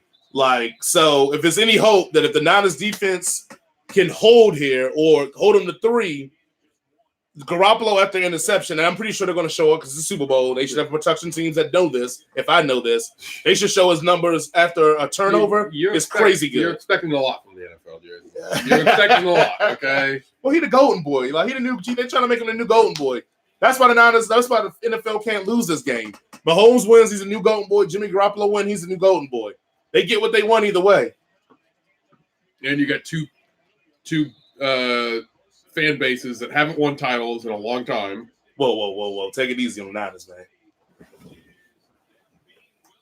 I mean, it's only, 6 teams that have won a title, like, since the Niners for the most part? Maybe I'm under-exaggerating. Let's see. I mean, we could count it up. You can count it in your head, but I feel like it's 6 or 7 teams. Like, Rams. Seahawks, Ravens. Seahawks. Steelers. Broncos. Okay. Colts. Do the ones the Patriots bought count? Yes, the one that Patriots bought counts. Saints. Colts. Saints, okay. So we're 8, so never mind. So my statement, no. There's no first down in it. Hopefully he fumbled it. So never mind. My thing is hold up to Saints. That's what we're at 8 now. We're at 8. Did we already count the Ravens? Yeah, kind of. Okay. So 8 teams. And we were in a Super Bowl too, so it wasn't like we just were like blanked out since then. Eagles. So 9. So 9 teams have won the Super Bowl since the last. Now, that's the Cowboys technically. Cowboys were 95 the year after us. So 10. So that doesn't seem like, damn, Andy Reid don't give a damn. He like, they can't stop our offense. We're going to show them. We knew we couldn't put the Bengals and the Browns in that conversation. Oh, well, you know that. Or the Falcons. Yes, good job. I mean, hell, the pitch man gets the first down. That's fine. You hit Mahomes. I mean, I don't ever want a guy to go out the game, but Coach, we talked about this. You said they're killing the Niners on the edge. I've said it twice already on this stream. The Niners are one of the most undisciplined teams on the edge. And I know Andy Reid sees that and knows that, and he's taking advantage of that. They're terrible with edge containment. Where's the linebackers? Coach needs to put his listening ears on. Well, Coach wasn't here for the early one. He was here for the second one.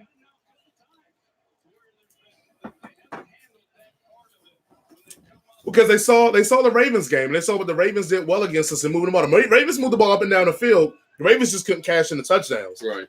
I'm pretty sure the Chiefs know they can cash in touchdowns. Woo! Yeah, you're not getting that call though. Yeah, it was over. I mean, it wasn't catchable. And Williams didn't know where the ball was. Is that your new tripod? No. Mm-mm. That's a new one. I won't have to get the desk in there. I can just something out. The new one's like go up, I think, to 5 feet. Yeah, I was telling Coach I ordered a tripod that can go up to like 5 feet. So if we start doing some of those football 101 sessions, we're gonna start bringing back. We're starting up because we filmed some, but we didn't put them out. I have a tripod to put it on so we can do it and film it. So that's gonna be nice. It's coming to you soon. Tackle. Oh, the time of possession is tilted KC's way, especially with that turnover now. Jimmy G with the side throw. Yeah, let's hold him to 3. If we can hold him to 3, that interception is damning, but it's not as bad as we think. I'll look that up. I'm stat guy. Yeah.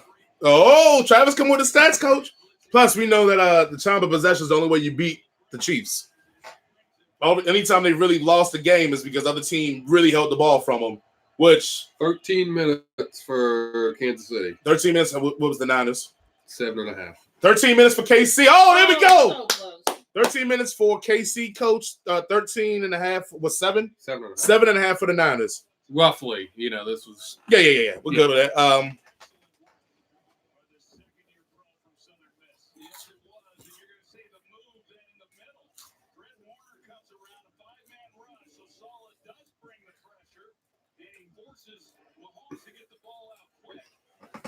Good hit. Good defense. Yeah. Okay. Would that have been a first down if he caught it? No? Probably not. It would have been a little bit short. That's what I thought. But Andy Reid would have went for it. So. Yeah, I mean, because they are showing us, and that's nothing the Ravens did against the Niners defense too. Like, I feel like this whole blueprint for right now for the Chiefs is, hey, what did the Ravens do against the Niners? And we know we can do it better because we have a better throwing quarterback. Maybe not a better running quarterback, Mahomes, but Mahomes ain't shabby either. And one of the things the Ravens did is they went for fourth down a lot. Yes, agreed. Yeah, I agree, Coach. Even the field goal is fine, though. I think field goal would be okay. Absolutely. You can get 3 points out of here. Like, I feel like if you're the Niners, if you are Kyle Shanahan, from what you know all season, you should feel confident that if you can go into halftime within fighting distance or with the lead, within 7, you feel like you can make adjustments to win this game. Yes.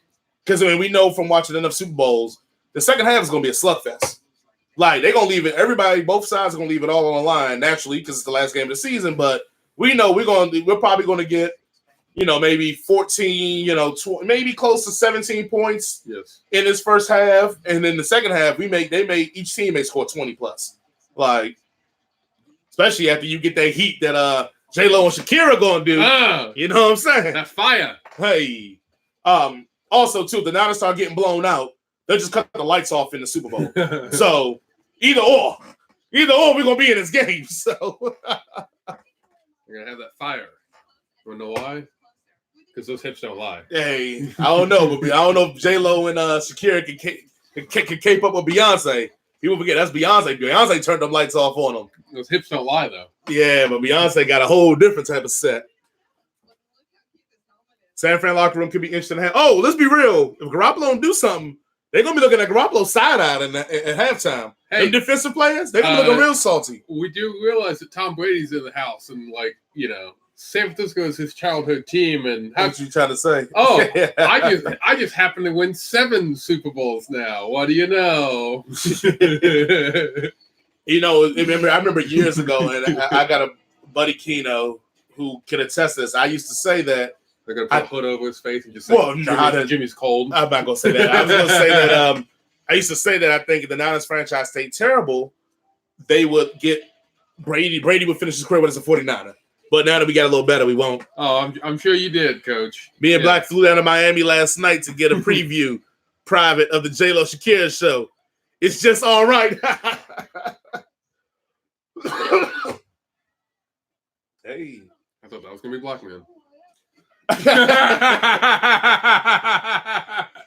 Coach, I thought Black Man was supposed to play the DJ Khaled role. Yeah. What happened, man? Did they cut that scene out like in Avengers as well? He had your scarf and the glasses and everything. Yeah, that was supposed to be Black Man. What happened, Coach?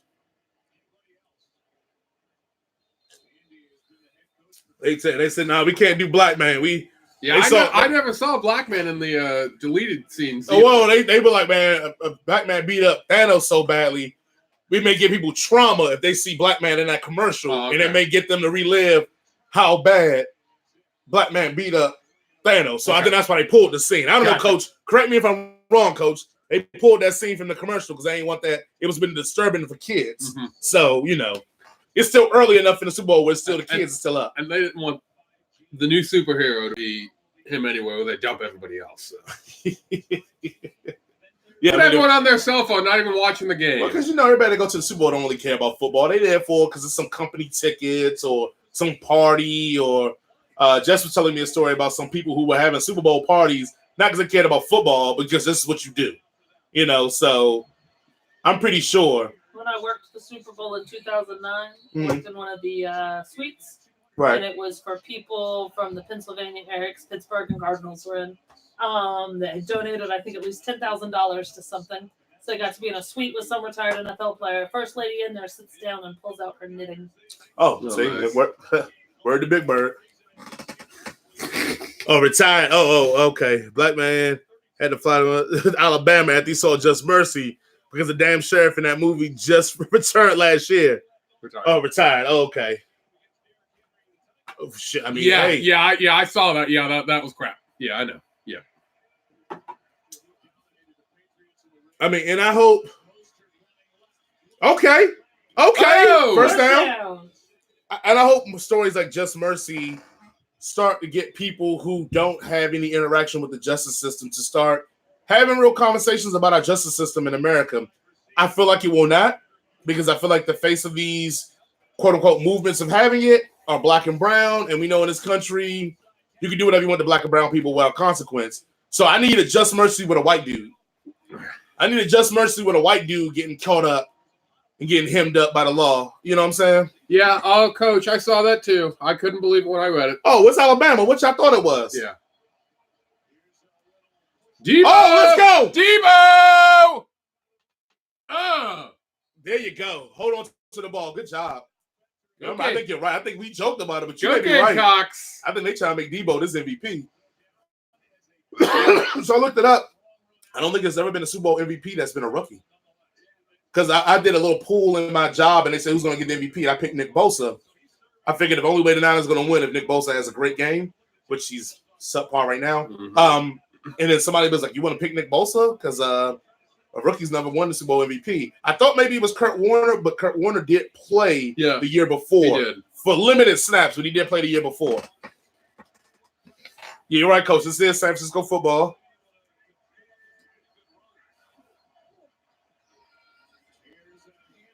Woo! Well, this was happening. What we talked about. Stay on the ground. I agree. Hold on to that ball. This is what we're talking about. What we spoke about. I said they're going to start out with that outside zone. Outside zone is going to get a little. It looked like the Chiefs were manning in on that. So I think right now that one was outside zone the last run, but for the first down. But the other ones have been inside zone handoffs where they allow him that cutback lane or make a decision in the hole. So you know where Mosit went to college at? No. Purdue University. Hey, Purdue, Big Ten. Woo. Boiler up. Is that a real saying? Is that what they really say? Yeah. Oh, let's go. Let's go. Yeah. Hold on to the ball. That's a terrible saying. They need to change it. Boiler, you heard that, Boiler Coach? Boiler up is Purdue's. Come on, man. Like, make another catchphrase like put them in the boiler or something hype, like something boiler up. Like, what does that mean? Like, heat it up? Like, oh, the boiler gonna be up? Like, boil it up, man. you know, club go up on a Tuesday, but boiler up on a Wednesday. It's putting the beer up. Get those Boilermakers up. I get, but like Debo is MVP. You I are picked correct. him. You are correct, Coach. If they win this game, looks like Debo's gonna get that MVP award. Ah! We know it won't be your boyfriend, Jimmy. No, it's not gonna be Emmanuel Sanders over here Well, celebrating either. Hey, and shout out to Straight from the Hip. Like I'm gonna tell you this, while people who watch our show, they don't give us enough credit for the work that we do. Yeah. We talked about last week when we talked about the curious case of Jimmy Garoppolo, and what did we talk about? We talked about all the throws that Jimmy makes in traffic and etc. Oh, looks like it's a TD. Okay, we about to say, I'm fine with this to stream. Look, people are gonna be ahead of us anyway. But we talked about that on Straight from the Hip last week, that how he throws in a lot of traffic. And we're seeing that now. The one bad throw he's really had was the one on the outside. We probably should have ate it and took the sack. So, by all means, like, give Straight from the Hip some credit. Oh, Debo. Oh, Damn it. Kyle Juszczyk, let's go. Oh! Who says you don't pay a fullback? Coach, and this is what I already know what Coach is going to say, because Coach, I'm with you. This is where the stats lie. So Jimmy Garoppolo just got credited for a touchdown. That's a terrible pass. But we saw from the pass wasn't great. Kyle Juszczyk picked it up off the ground, broke a tackle, juked inside, and dove in there. So, Coach, right now, for numbers do lie, you're winning right now. Look at that. Oh, that throw was a little better than I thought. It should have been further out. Agreed. But it was a little better than I thought. Yeah, that was a good throw. That was a Matt Ryan throw. But you're right, Coach. Numbers do lie, because Juszczyk did most of the work on that. And it gives that as a Jimmy Garoppolo touchdown. All right, let's go. Coach, you called it. You said the Niners had to do something this drive. The Niners got back to a little bit of 49er football on that drive. Made Garoppolo's throws easy reads. Why is there a guy in the stands with a Tom Brady shirt? Because he's supporting Jimmy Garoppolo. Why you hating, man? I was just asking a question. That could have been you, Jason. You could have been in there. Very good, Luke Skywalker. Welcome to the dark side. Hey, Rick and Morty. Pringles.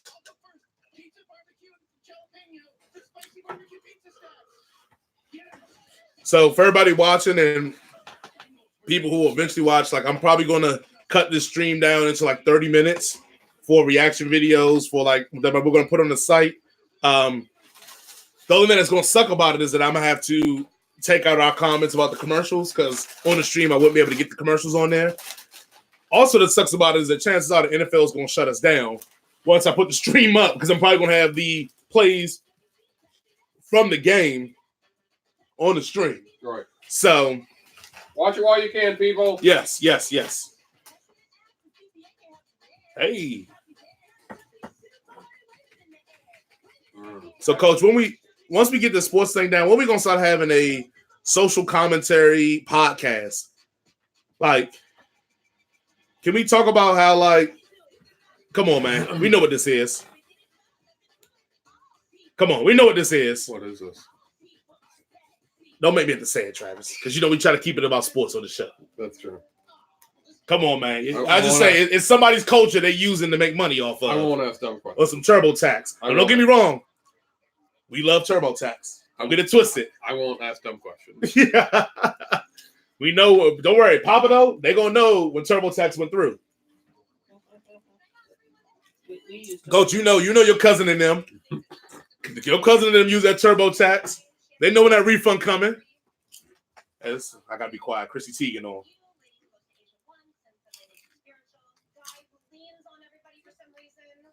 That's me. Lean on everybody for some reason. You had a good run, but now it's time to zhuzh you up a little bit. I give you young luxury. Chrissy Teigen out here looking like a snack.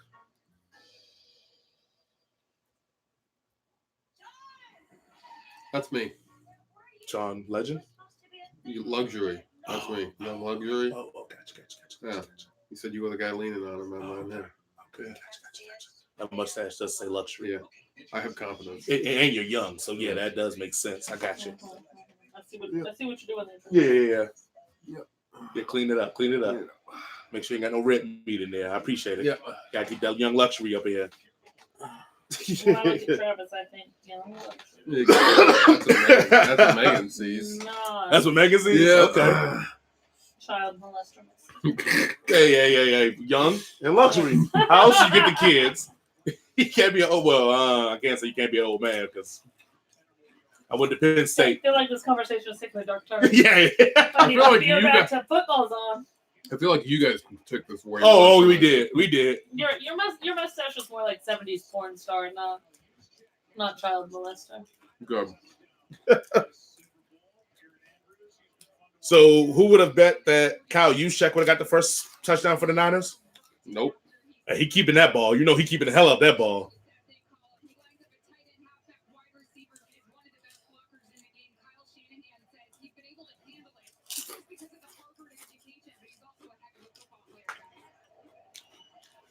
Is it me or does it feel like this game has gone by really fast.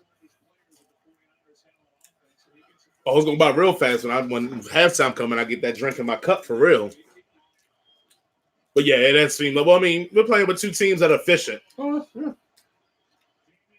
Woo! Damn, He didn't get the first down now.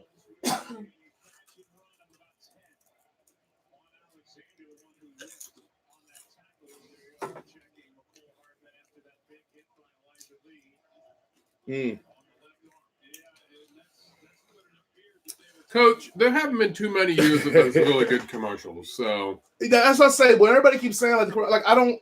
every year we always go, man, the commercials are terrible. That's what I was about to say. Like I don't, and maybe I'm missing the golden age of commercials, or maybe at least in that group I say nostalgia.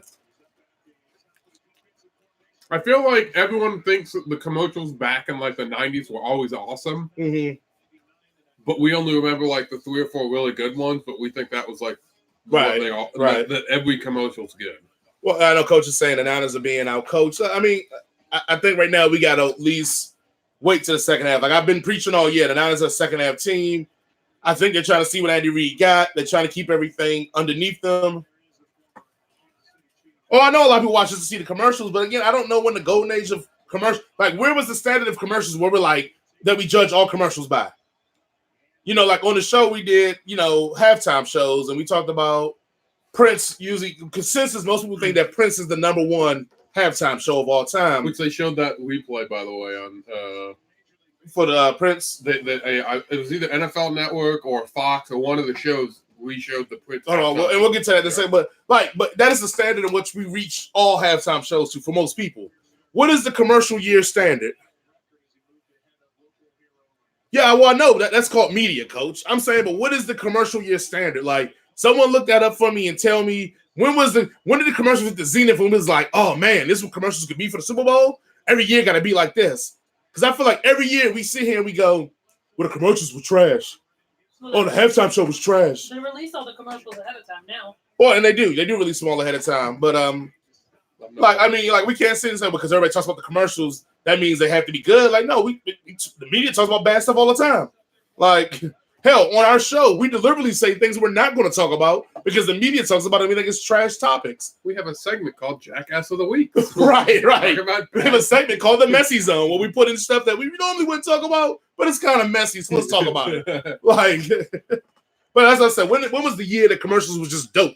And everybody's like, oh man, you see 96 commercials, they was holding it down. I don't think it's been one. I think everybody's taste is different. So we go into these commercial years and go, oh, well, this year was bad.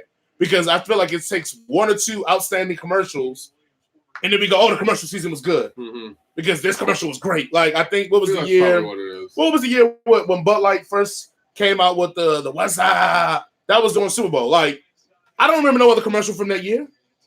But that commercial was so impactful, I think it maybe made the whole year look like it was dope, if that makes any sense to what I'm saying. Am I spitting out knowledge here, baby? What? Okay, yeah. She's saying yeah. She didn't say what. She said, yeah, you are, baby. Yeah, honey, yeah, you're always right. Because the Dudley Boys took that. What's that? You're right. That makes it more of an abomination than good now.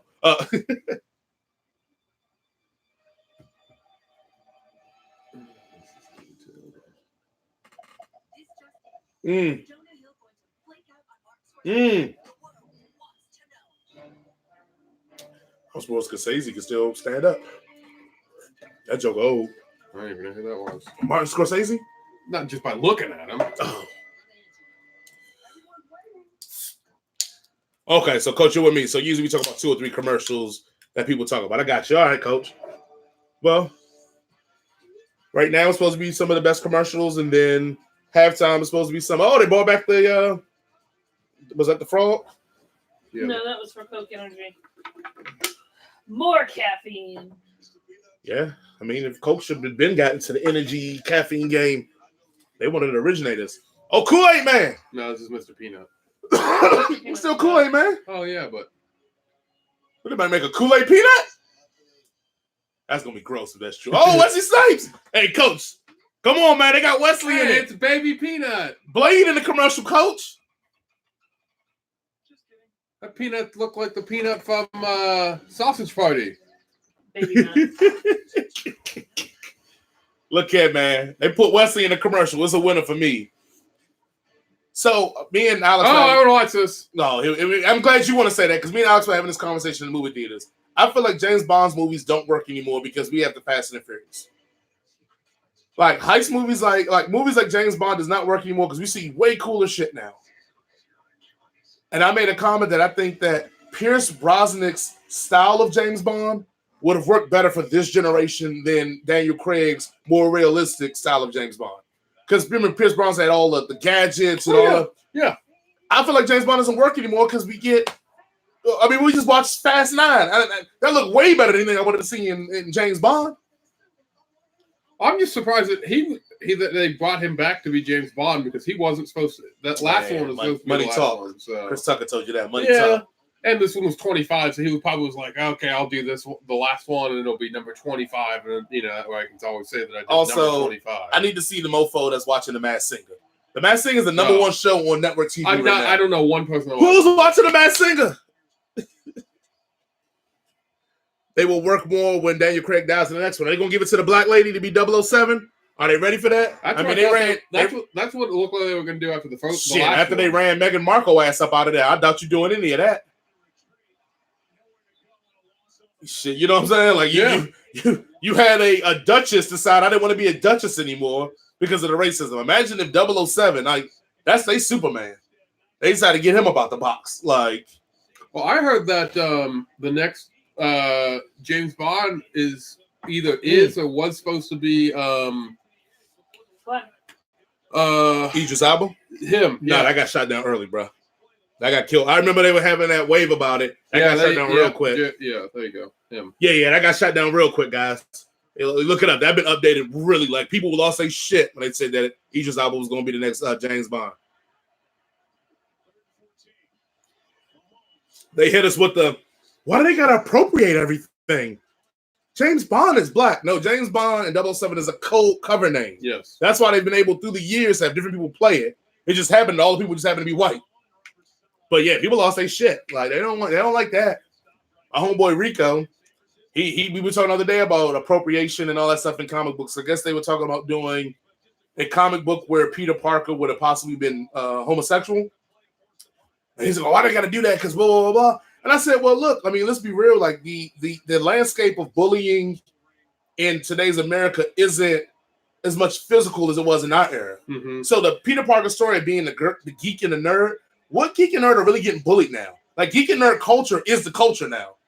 So you can't really go to that one and go, oh, good job. You can't really go to that and go, oh, well, we go geek and nerd culture because he can be bullied. So I said, well, what do we think more kids are probably getting bullied for now? And I don't know. I don't know the answer to this, but I would still assume because of people I've spoken to that a homosexual kid in a school that isn't as progressive coming out, which would be hard because he goes to school in New York City. But let's say the school's not as progressive, him maybe getting teased about it because he's homosexual. Mm-hmm. Maybe that's the angle you do Peter Parker on to make it relevant. And I was explaining to him, like, I cannot disregard or down anybody trying to do an inclusionary or diversity or any kind of step like that, because what if you don't make certain characters African American? You can make that same argument. You know, we had Riri, who's the Ironheart, who took over as Iron Man. You got an Asian guy that took over as Incredible Hulk. Camilla Khan, who is Mrs. Marvel, but her favorite hero was Captain Marvel. She's Indian American. So we have a lot. Miles Morales. I mean, everybody loved Into the Spider-Verse. Miles Morales is half black, half Latino. So what if we decided to say, hey, look, let's not appropriate some of these characters, because people say, well, he's not Peter Parker. That's why it's fine. But he's still Spider-Man. Right. No one's calling Miles Morales not Spider-Man. They're calling him Spider-Man. So I guess Kid Arachnic, but that's on the TV version. So again, my thing is like, so if I down the pull to make Spider-Man homosexual, then I have to say, well, then I don't want the appropriation of Miles Morales. I don't Kamala Khan. I don't want all these great characters that we've gotten. Just even Marvel went back and created a character called Blue Marvel. And if you look up, people don't know about, look up Blue Marvel. They have a lot of stuff that they get into the fold of Marvel stuff that happened before X-Men and before all these other people to fit them in there. I know you stopped listening because Ric Flair came on. It's all good. You know me too well. Hey, they got Meg Thee Stallion out here though. How come everyone else has been on this commotion? Okay, good. Coach said homosexuality is mainstream these days. Yeah, but a lot of stuff is mainstream doesn't mean it. Okay, just like you were saying that mayor in Alabama didn't get elected this last year. Yeah. Would you ever think now in today's America that a racist as a sheriff would still hold his job? I mean, some people would say, well, inclusion and diversity is mainstream now. So, I mean, being homosexual, being mainstream in the populace doesn't stop the nooks and crannies of where it's still not completely accepted. I know a girl that's younger than me, she was saying when she was in high school, she's been out of school maybe 4 or 5 years. Mm-hmm. She was saying that like one of the kids in her school was the gay kid that was on one of those talk shows about trying to go to the prom in a dress and with another guy, and how these kids threatened to drag him behind the truck if he did that. That was 6 years ago. Like, you know, like it's still prevalent. So if you make a comic book like that, maybe do you reach that kid who deals with that on a regular basis, that reads Spider-Man, that loves Spider-Man, and now Spider-Man has a trials and tribulation that is similar to his? Right. So, I mean, like I said, I'm not disagreeing with you, Coach. I think homosexuality is mainstream these days where it's out in the open, but I don't think the acceptance from all the people around is open. Interracial relationships is on TV. I can guarantee you there's a lot of people who still don't like interracial relationships. Mm-hmm. Now, granted, I know we can make arguments. A lot of people that don't like a lot of stuff. But the point is that having your heroes or having your examples is something. I mean, growing up, Coach, you know, like I know, we had Black Panther. Black Lightning wasn't a popular character when we were growing up. Like, we didn't have any black representation for superheroes. That's why I was dope with Black Panther, because he was smart as Reed Richards, as athletic as all of them, had built suits. Like, it was dope for us because it was a black man that looked legit. Like, we didn't really have. I mean, Luke Cage wasn't popular either growing up. So that representation wasn't there for us. So I'm not going to knock if Marvel wants to give other representation, if that makes sense. Right. And I know this is a sports cast, but I know we talk way more about comic books and representation than we did anything sports related in the last. Well, I guess me, Travis, kind of bowed out on this one, but it's all right. It's cool. It's cool. I know it's all right. Oh, I guess we had Storm. Storm is probably the biggest African American character I had growing up, and that was because of the '90s X-Men cartoon. But even Storm, they chumped out like a sucker. She would be like, "Oh, winds of the gracious over," and she'd do one move and be like, "Oh," and then faint out. It was like, her power sucks. How you control the weather and you faint every time you use it? I can shoot lightning bolts.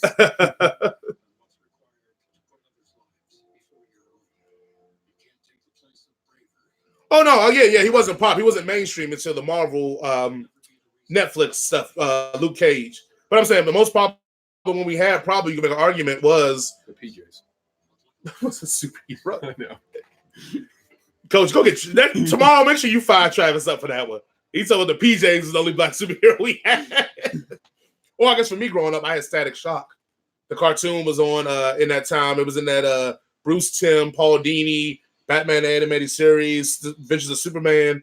That was kind of a spinoff from all of that. So I had Static Shock, which we'll say that for podcasts about Static Shock and its origins and what that meant to like the culture of black people, because that whole universe was created. Now, granted, Static Shock takes place in North Dakota, of all places, the lack of blackness. Yeah. But they had a whole North Dakota universe of black superheroes. DC brought them, and that's where you get the integration of Static Shock, characters like Icon, and it's a list. It's just a whole group of black superheroes there. But we will say that for another show.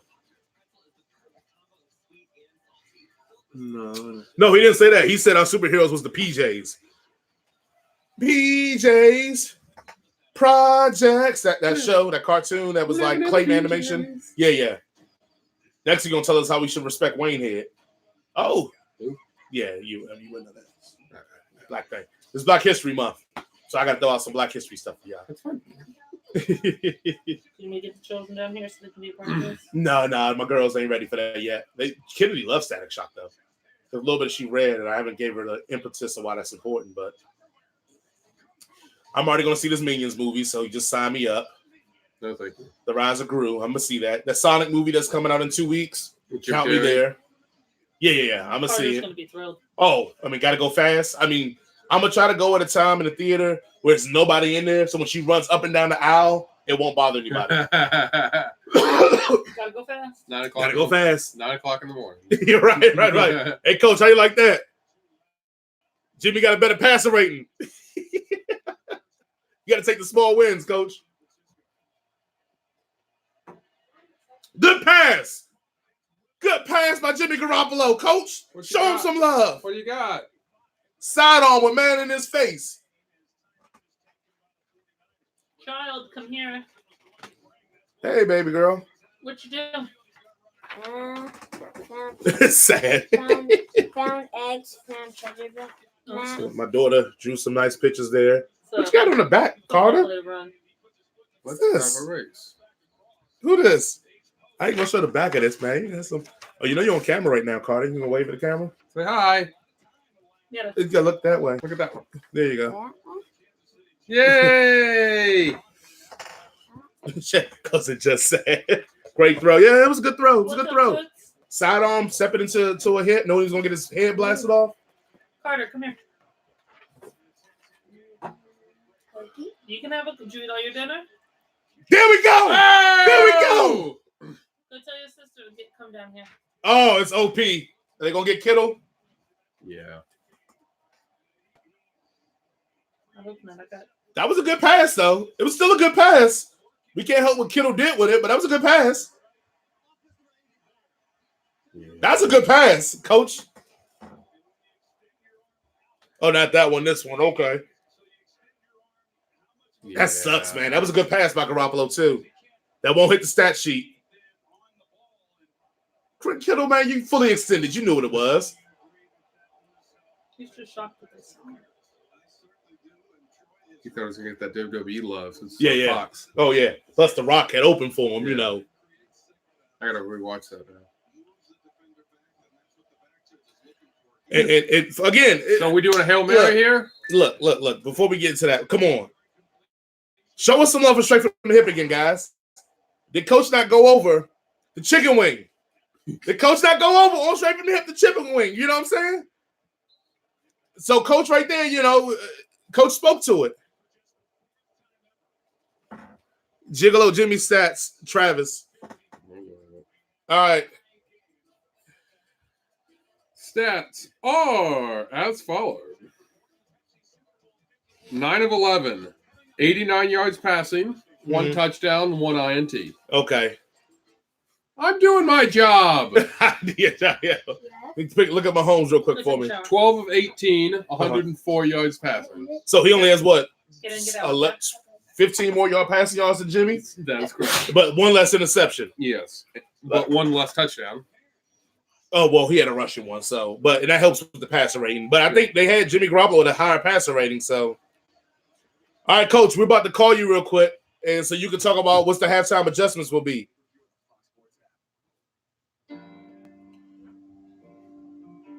Passer rating, 92.8 for Jimmy G. Okay. For Mahomes, 81.7. Hey, gigolo. I'm a gigolo, spending lots of dough. I'm going to play that for the show. Hey! We win. I'm going to play that Nick Cannon. And I forgot it's R. Kelly. Are we canceling R. Kelly on the show, coach? Because if not, I'm going to play that gigolo joint when we start for the show if they win. So everybody's coming in. Reese said that wasn't that he didn't have the PI because he already had the edge on him. My cousin Tony said that was the worst PI call in the Super Bowl. I mean, I disagree with him. I said that's a PI. But coach, let me give you a call right now, and we can talk about halftime adjustments. Grabbing another cookie. I didn't think about it. I should have just got the Bluetooth. Would have made this a lot easier. What's up, man? Coach, yeah. So what we're gonna do is fourth quarter, we're gonna bring you on the Bluetooth and just live stream with you the whole fourth quarter. So make sure your phone's charged. But what adjustments do you got for each side for coming out of halftime? Start with the Chiefs. I tell you what, I want to start with San Francisco because I think that this is really in San Francisco's favor. Right. If San Francisco can come out, and I think who gets the ball first? I think San Fran. San Fran gets the ball first. If they can go down and score, that will be huge. Because they need to put some pressure on Kansas City because we all know Kansas City is a second half team. And so you've got to be able to stop them this second half. So I think that that's going to be the key right there is to come out and to score. I don't care, even if you just get 3. Some manner of points have to be scored in this first drive. Right. I agree. Now, what do you got for the Chiefs? Well, let's talk about the 49ers defense. What do you think the Niners defense needs to do to slow down Kansas City? Well, I think one thing they need to do is get off the field more. I mean, the time of possession is too much. And they're going to get tired out if they have to stay on the field that much. So the offense is going to have to find a way to keep them off the field. You notice the pass rush was great at the beginning of the game. It started to somewhat decline and a little bit more and more. Mahomes is starting to get a little bit more freedom back there and whatnot. He was only having like 2.5 seconds to throw the ball. Right. But now it's starting to be a little bit more because they've been on the field so long, they're getting tired. And so, like I said, it's critical that they not be on the field so much so they have a little bit more energy so when the fourth quarter comes around, they can continue to be in his face. Absolutely. And I'm going to make a comment after this. So what about the Kansas City Chiefs defense? And I know you talked about the Niners offense already, but the Kansas City Chiefs defense, what are you telling them at the half? I'm telling them to keep doing what they're doing, to make Jimmy make throws like he just made. And they just to believe that he can't do that. I mean, you've got to stop the run because the run is absolutely killing them. So you've got to give Jimmy the opportunity to beat you by making throws like he just made. And if he makes throws like he just made, then you're going to be in trouble. But you got to try to bank on the fact that he can't do that. Okay. All right. So who do you got? I mean, right now, I know coming into it, you had the Kansas City Chiefs winning. Do you still feel like that's going to be the end result, or what are you feeling now? Where are you hedging at? I still have them winning in a tight game, not like I thought it would be. I think they'll win by maybe 3. I think it'll be a close game, and I think that it will come down to a late turnover, whether it's a fumble or interception or something like that, but it'll be a late turnover. It's probably going to determine the game. Okay. Well, Coach, I know I told everybody on the fourth quarter, we will patch you in all the way through the fourth quarter, so you could be raw and uncut, and we can end this game off, win, lose, or draw, just with you clowning and giving us your full unthrottled opinion, okay? All right, man. Sounds good. I'll talk to you in a little bit. All right, brother. Bye. All right, man. Later. Travis, what do you got for both teams? Start with the, I guess, Kansas City Chiefs offense, Niners defense, and then flip it. Kansas City offense, if they can keep Mahomes, keep giving him time, I think they're going to be able to find the zones in the pocket in the defense. I think they need to get Kelsey more involved. Right. He's had a few nice passes, but I feel like he hasn't been as dominant as you would think to be one of the top 2 tight ends in the league. So I think they need to get him more involved.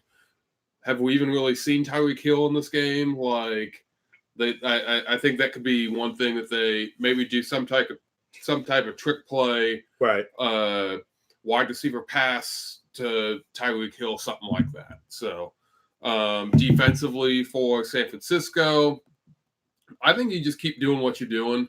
You keep, contain on Mahomes. You get some pressure on him. You don't let him just air it out. Kind of keep doing dink and dunk, make him take the long drives. And I think you're okay with that. And once it gets in the red zone, you just hope that your defense can stop them.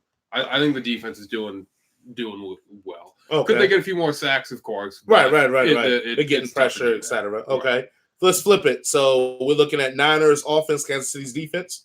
Niners offense. I think they need to run the ball. I think they need to keep Kansas City's defense on the field. We know from what we've seen all season, Kansas City's defense is not the greatest. They typically do wear down. The stuff in the run isn't very good. San Francisco, on the other hand, as we all know, is a very good running team. Right. I think they need to continue running the ball and also keep Mahomes off the field, which is the biggest threat. So if you can continue to run the ball, take long drives, and scoring touchdowns is great, but getting long drives, even just to get a field goal, I think that's the best thing. The best thing. I don't think you want Jimmy Garoppolo sitting there chucking it 20 times in the second half. You want to keep running the clock. Kansas City's defense, similar to San Francisco's defense. I think they're playing fine. I don't think there haven't been any egregious plays. There haven't been anything that they've busted on. Have there been a few plays that, Deebo Samuel or Mostert or, whoever has gotten loose. But that's going to happen. Same thing. I think you don't let them, you don't want to let them to get the big play, force Jimmy G to go down the field. I think you feel like you just hope that he's going to make a mistake at one point, which he's already done in the first half. Right. That terrible pass, you got an interception off of it. And I don't think you got points off it, but still you got the turnover. Well, I mean, truth too. I mean, you got to remember Jimmy Garoppolo came back down and they scored after the turnover. So goes to my point of how well he plays after the turnover. I'll start with the Kansas City Chiefs offense. I will admit with you, the Kansas City Chiefs offense has underachieved in one respect because we expected this dynamic passing game early. I think that's going to change in the second half. Yeah. But it is a point that I made that I think I'm wrong about. Get ready, guys. I'm going to say I'm wrong about it. I thought that you couldn't let Damian Williams perform well. Damian Williams is perform well, and I think that's actually helping the Niners. Okay. Because it's stopping all the pass opportunities for Patrick Mahomes, and it's keeping everything in front of him. Let's watch the halftime show, and then we'll come back to my critique of the Niners defense and flipping it. Hey! He's got a really good... I'm ready. Hola! There you go. Hey, you got your Instagram? You want to tweet out, put up something on Instagram? Hey,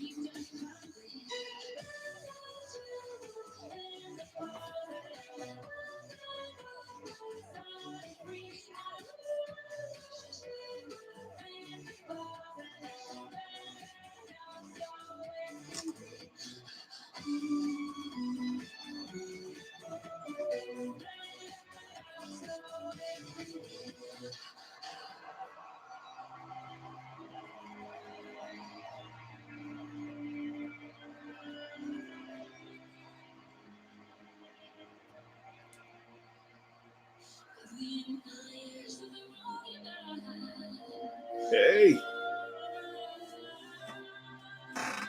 I don't know what she's saying, but I like it. Mm-hmm.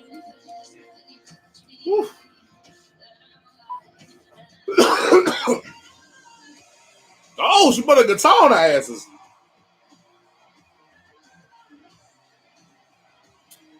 So before the Super Bowl was announced, me and my homegirl Tiffany had a conversation about if they were going to get Miami or Latin artists to be the Super Bowl halftime show. And I said, look, Jay-Z is many things, but he ain't he's not culturally, musically blind. And I mean, he got Shakira and she got J-Lo.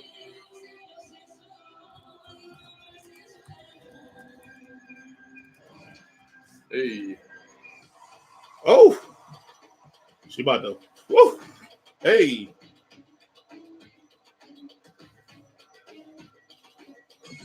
You know, some hating women out there. She ain't even doing that. She just moving her hips. I can do that. Ladies, don't hate. When why Adam are we watching this? No, when Adam Levine took his shirt off, I ain't say nothing. He was rocking the bird. That chest was birding out. I ain't say nothing. I let y'all have y'all moment. Let us have this moment. This is horrible. Right. She not even doing nothing. She's lip syncing. Shout out to all the sisters in her backup group. Oh, it is Black History Month, so you know they had to represent. You know, half that crowd is like the only song they know. Yeah, oh yeah. It's the only song that, I and know. Hips Don't Lie. Maybe Wyclef will come out. Hey.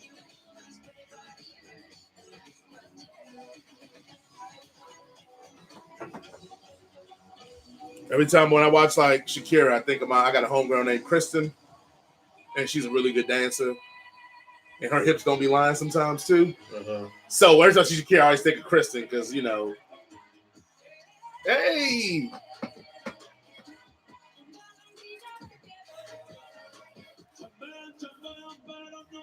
Oh, hey, is that J Balvin?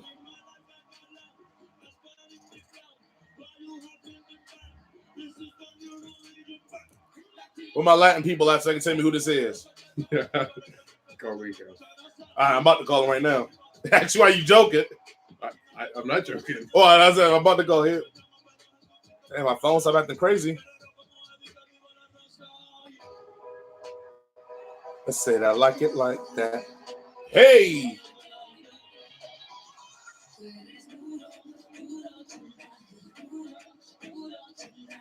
I know that J Balvin and Bad Bunny album was nice.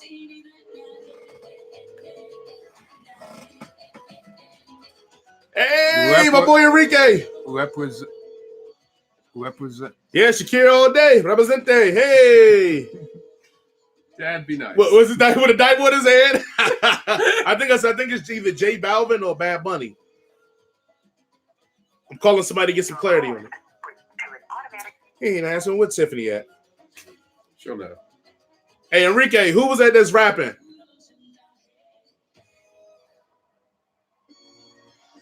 Hey. No fighting. That's the white boy anthem right there. That's the part they hit. They hit him with the no fighting, boy. Shakira. They let her hit you with the no fighting. Hey. Why are we watching the fireworks? Because it's Fox, man. Kevin Dunn over there. Oh! She crowd surfing. All the guys started running. Swag. I sir. I swag. I sir. All the guys are running over there.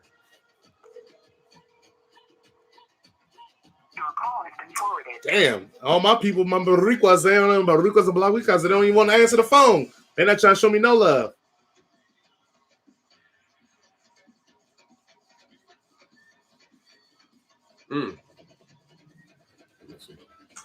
Here we go. Thank you. Hey, just so you know, you're on Straight from the Hip live stream for the Super Bowl. What's up, Rico? What is going on? Hey. I was thinking all that. Yeah, we trying to see who was rapping. Was that J Balvin or Bad Bunny? No, that was Bad Bunny. Oh, okay. I couldn't figure out who it was because I know they came out with an album. I think it was J Balvin had the album, but Bad Bunny was all over it. But I don't know what was that glitter shit he had in his face. Hey, Travis Dan said it was a diaper. Yeah. He said it was a diaper. My dad said it was a diaper. But yeah, we just wanted to get some factual information for our people. Oh, but now we're gonna get you off the line, man. We'll holler at you. All right, now. My boy Irv in the building. What's up, brother? Like I said, we couldn't figure out how to live stream the Super Bowl while commenting Irvin, so we did this. But I'm gonna edit the show afterwards and put the stream on there until the NFL catch me and make me kick it off. And have us call. I'm watching you right now. Man, fuck them. They're gonna catch me anyway because we out here. Hey, Irvin, I mean, shit. If you want to send me your phone number, man, because I want to get you on for the third quarter because your takes are hotter than mine or hotter than anybody on the show. Yeah, we would get shut down. We know. Oh, J-Lo out here. You want to go in the bag and get the Bluetooth? Let me charge that up. I'm going to try to get I gotta leave during the show. Oh, my bad, bro. This is You can just throw the bag in and grab it. This is his favorite part of the game. J-Lo got them assless chaps on.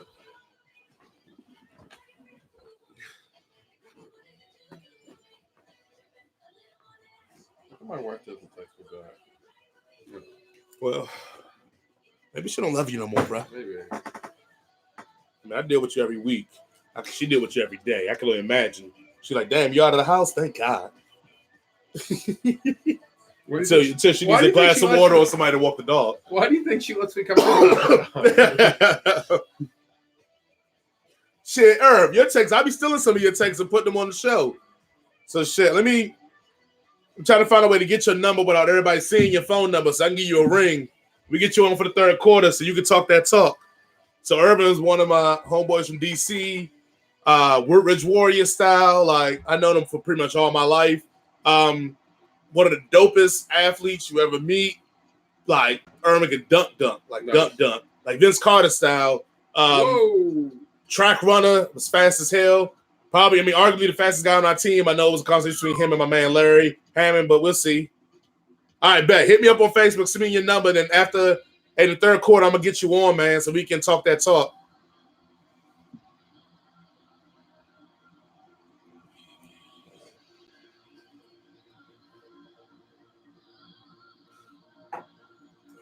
Oh, J-Lo got the stripper pole out. Maybe think we're Super Bowl was in Atlanta for a moment. Hey, where the Magic City at? There was an over-under on how many wardrobe changes she would have. With J-Lo? 2.5. Oh, she a diva for real. I'm going to bring my girl Gabby on in a second. So Gabby can give us her critique of the Super Bowl because she loves some J-Lo. And Shakira. Oh! It look like that break graphic. That means she gonna lose now. Yeah. Bray only win if he the Fiend. Oh, turn that down. Bray's winning at WrestleMania. Okay. Shout out to my man Rico. Look at Rico coming through. He said J Balvin's who's singing right now. Oh, I thought that was It does Rico. look like Rico. I was gonna say I thought that was Rico. Oh, Rico, they throwing smoke at you. Hey, Rico about to clap back on y'all. Don't let him do that to you, man. That's my dude, man. Oh, come That's on. my best friend. Don't be trying to say Rico out here like that. Plus, you're gonna make his wife uncomfortable because if you say something nice about J Balvin, then you know.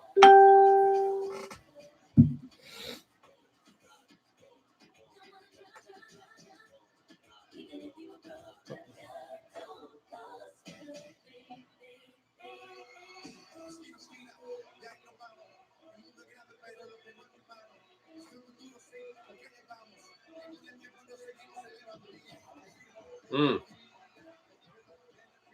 Hey. Oh, J Balvin made a move. Where A-Rod at? Get the strap, A-Rod.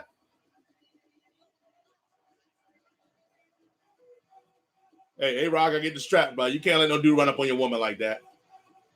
Not when she dressed like that either. Mm-hmm.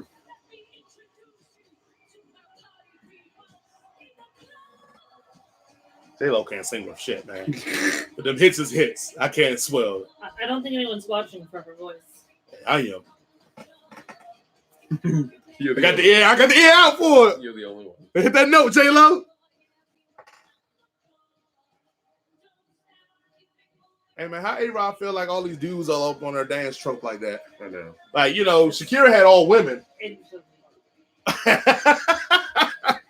Yeah, but what about that 20? That's an off the record. Yeah, no, that 20. That 20%, man, out here with it.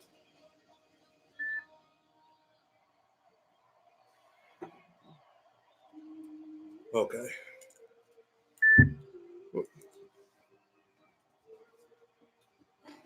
Put it on. I hope the green one, I'm going to put it on battery. Be careful for me. Okay, Rico just hit me and said this J-Lo daughter. I feel like Gabby giving Rico all this information. Travis, you about to get replaced the stat guy, Travis. Rico out here giving us mad bombs. I never said I was stat guy for music.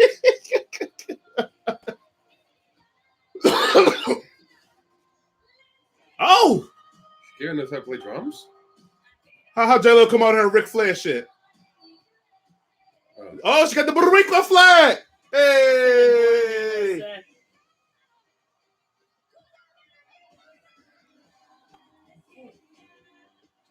She got to go ahead. Hey, shout out to my Puerto Ricans out here. I should have kept Rico on the show now. He could have gave us some more.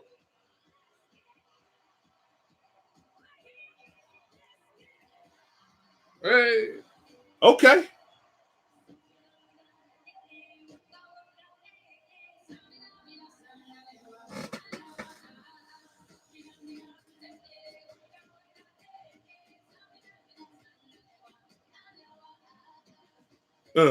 Hey. Did she do the ATL stomp on him? Did she ATL stomp on them hoes? Some stomp. Hey. Hey, where Enrique at? Enrique, I need all the dance moves on here, man. Next time we go to the club, we get together. I'm pulling all these out, man. I'm going to practice this. When's the last time you went to the club, Jansen? When the last time you left town? Hey, he did go to Grand Rapids. Oh, well, you know, I was out there right now. I stayed by home in Grand Rapids. It was cold. That Miami Heat making me feel like I should have went to Miami for training. Oh shit! Oh, she's getting the brother mad love. Yeah, you know. Yeah. I think they are. Yeah. Oh, That's the only reason why they're on. hey, who won in the dance off? I need to know who won in the dance off, guys. J-Lo or Shakira? Who won in the dance off?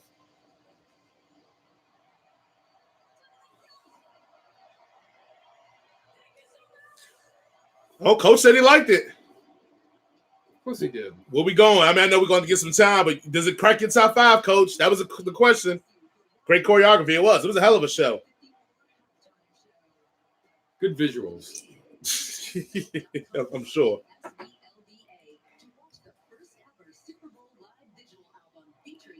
Oh, live visual album. Okay. Just what I said. Okay. Good visuals. All right. Travis out here.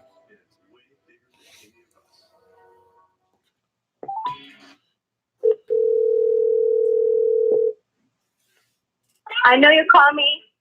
Hey, I know you're calling me because that shit was fire, right? Hey, we on straight from. I just let you know we on straight from the hip right now. We doing a live stream, so don't incriminate yourself for nothing crazy. Oh, lo siento. Oh no, you good. But I was calling you because I want to know who was rapping. But then they told me it was Bad Bunny. It And was then Bad Bunny and J Balvin. okay, because the album was fine. I know you put me on to that, but Yes.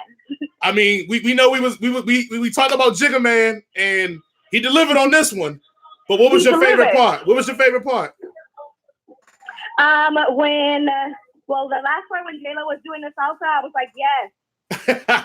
But come through, and when she did the pole, Hustlers, that was amazing. Yeah. But no doubt. Shakira's my whole heart. So when she did Waka Waka and when she was playing the drums, that's big. That's what's up.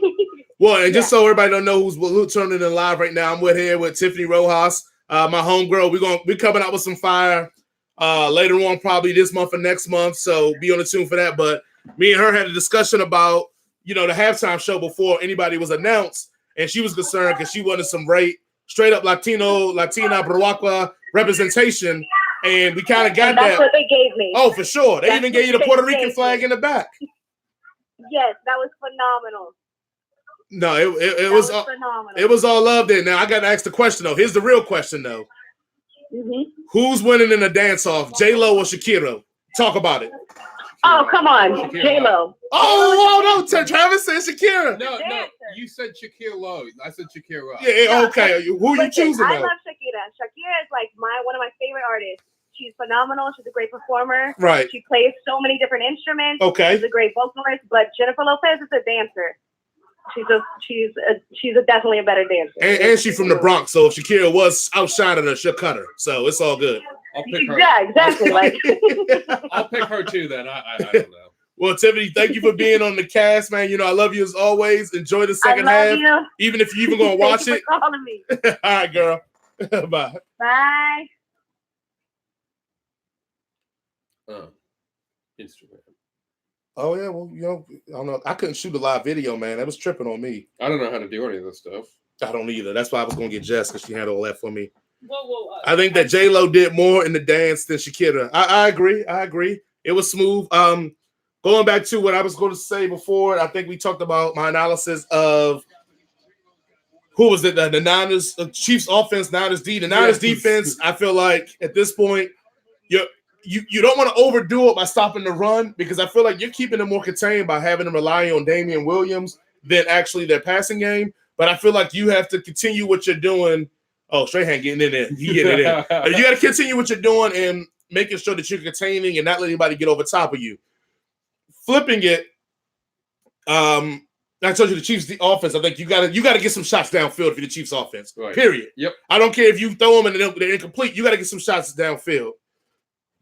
So, as far as the Niners' offense, I think what you're doing in the Niners' offense is it's what you need to do. I think I want to see a little bit more running, but I think you're doing what you want to do as a Niners' offense. You're moving the ball. You're rarely going 3 and out. You take away Jimmy Garoppolo's interception. You've moved the ball every time you've had it. Right.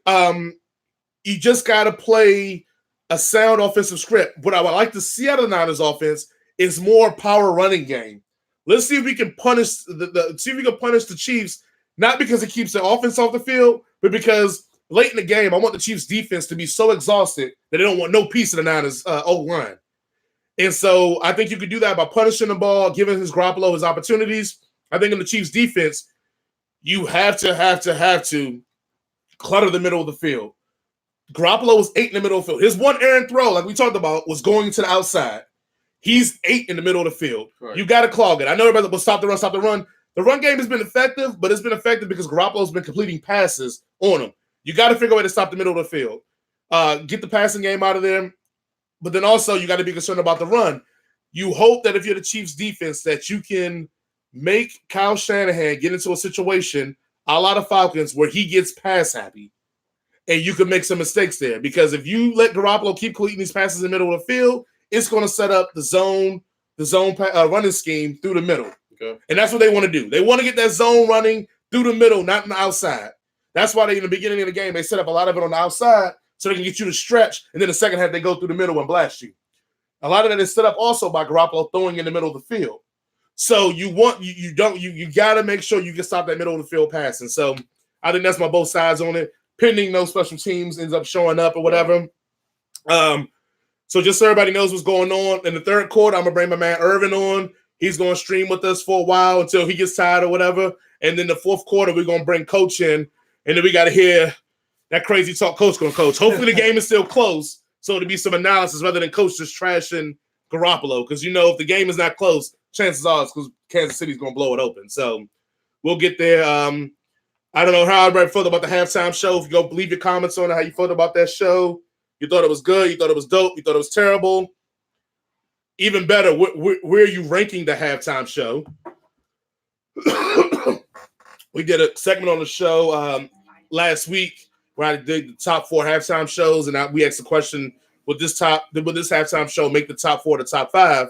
So where do you guys feel about it? Do you feel like this is a top 5? What about you, Travis? I mean, from your experience in halftime shows, where are you placing this? I don't really watch halftime shows. So. Okay. I'm just gonna be honest with you. Number 1 then for you. I don't ever remember a halftime show other than maybe the Prince one was pretty cool. Like that one was good. That Purple Rain in the Rain. I'll say that's the one that I remember. All the other ones I may or may not even watch them. So okay. For me, I hate to say you're going to sit on this because you only watch halftime show right when it happens. You barely watch it on the other side of it. I will say that I think on this halftime show, I think it's up there, man. You got good songs that people knew the words to. You brought in guests that didn't overshadow the performers. But if you're in the culture, you know who they were. Okay. If you're not in the culture, a la Papa Butler, you thought he was wearing a diaper. But if you're not in the culture, you got exposed to that. Maybe it makes you want to pick up a J Balvin or J Balvin album and listen to it because everything is streaming now. So also, I thought it was dope just for the simple fact that you display the best attributes of both your performers. I think when most halftime shows suffer is because you don't display the best attributes of the performer. Mm-hmm. We saw their attributes already. Oh, here, look at my watch. Oh, you saw the attributes. All right. I'm saying that J-Lo is a dancer. Like Tiffany said, she's a dancer first. You saw that. I mean, she was, as Coach said on here, but J-Lo has always been a booty shaker since In Living Color. Shout out to Living Color, Black History Month. You don't know what Living Color is? Look it up. Black comedy. So you got that. You also got a great thing you got about this is that you got Shakira playing various instruments, like Tiffany pointed out as well. That's why I wanted to get her on while the performance was going on, because she could walk us through a lot of the stuff that I think a lot of people didn't understand. Right. Playing the guitar, playing the drums. I know Shakira's your girl. Shakira's everybody's girl. We love some Shakira. I may give her a shout out every show now from now on till the next Super Bowl. Yeah, the next one. Yeah, hey, I may hate to do that. So it's for her, not for me. So it's gonna be Good Night, Miss Francis, straight from the hip. See Shakira? Oh yeah. Okay. But it's not for me. It's for her. Okay, yeah. I'm waiting for because Black Man and Coach said they saw the performance before and said it was all right. So it must be that they must have added some extra stank on it before they got on there. So we're gonna do that. They got into it. Right. So we're gonna bring my man Irvin on. Let me give him a call here. My man Irv. Oh.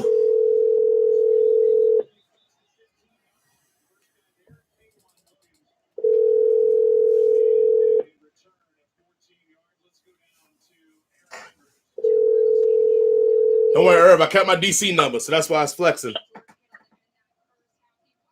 All right. Hey, yo. What's good? What's going on, man? You know, I kept my DC number, so I was like, let me not throw them off by sending them that DC number out here. Hey, when I saw that, I was like, okay, another DC number unnamed. you know, we don't answer that, especially around this tax time. Bill collectors call real heavy now. So family members start calling.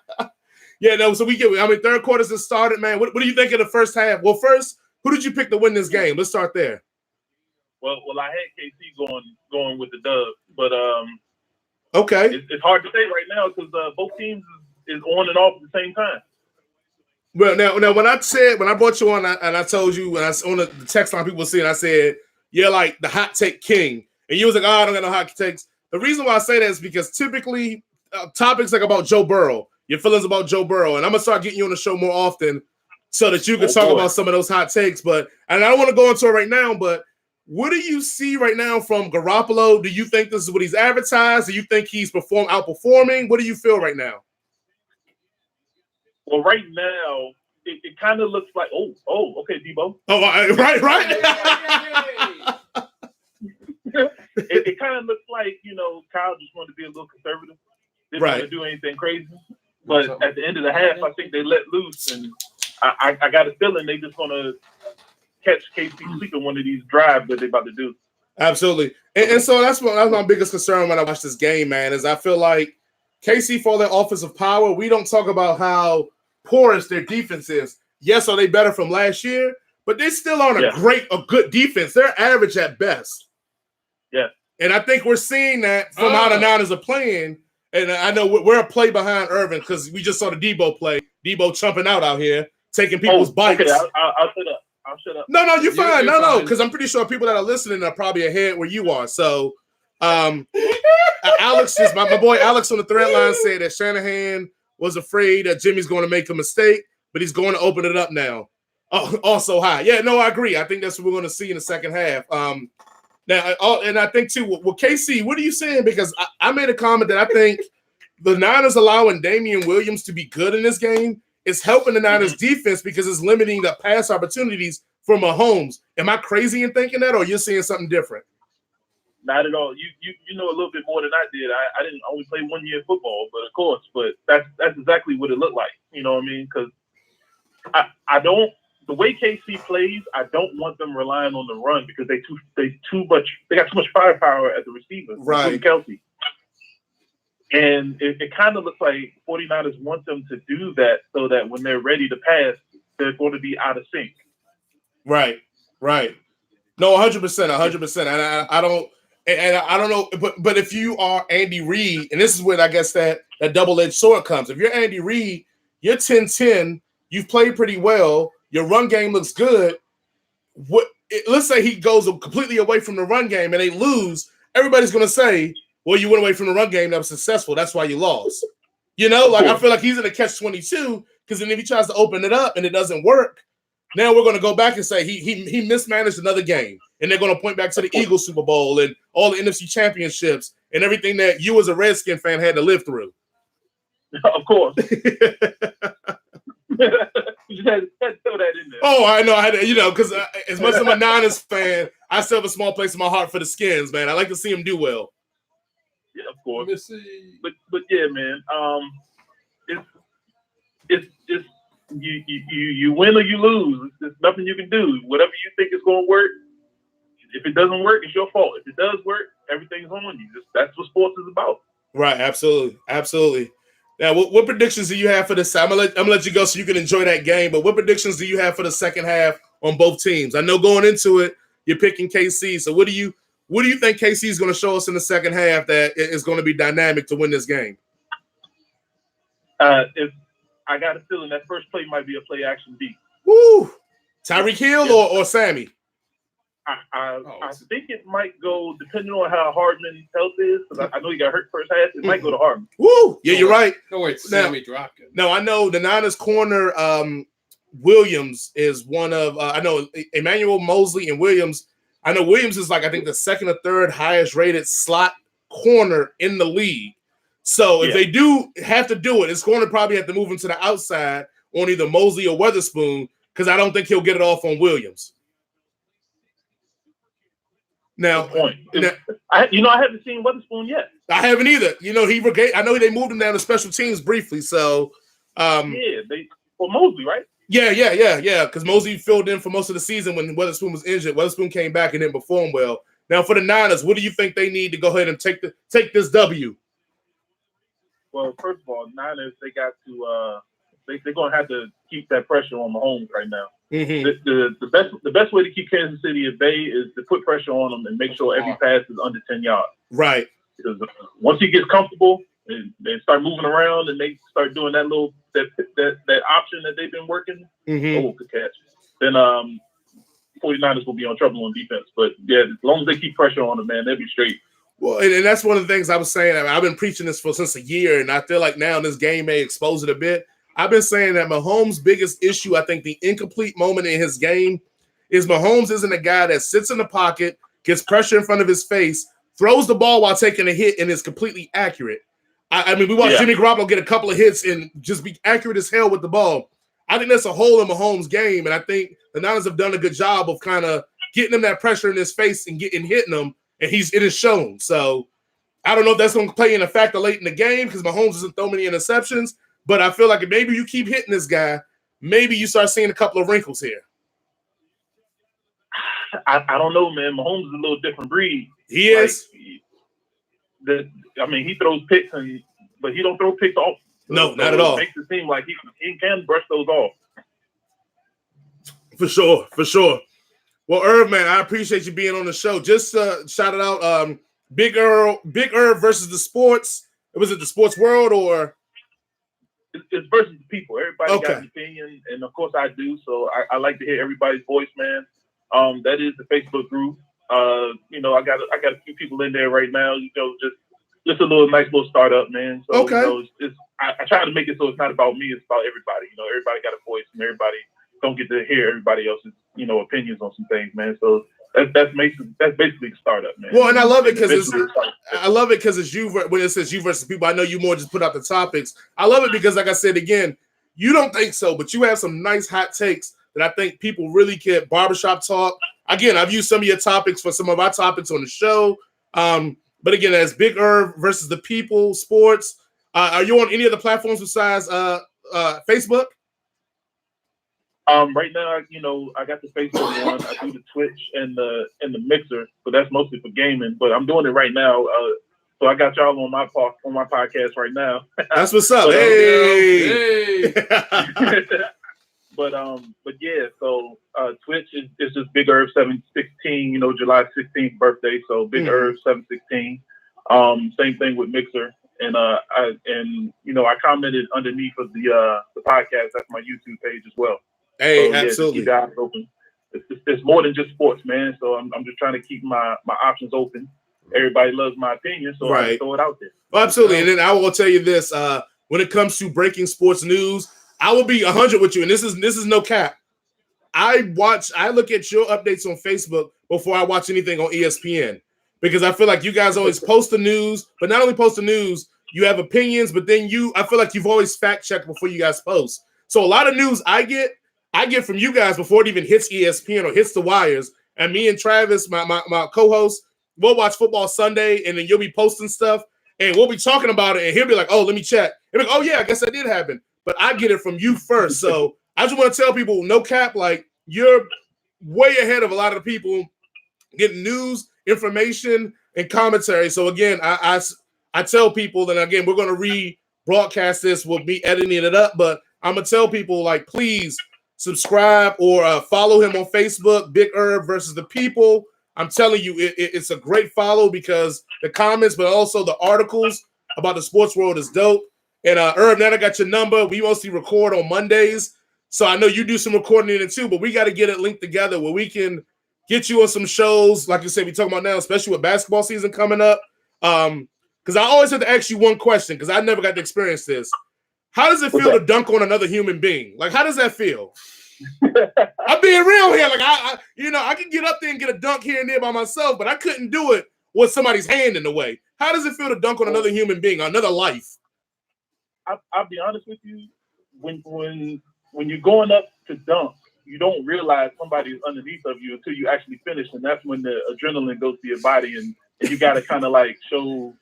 Well, you can't really show expression because you get technical fouls. Right.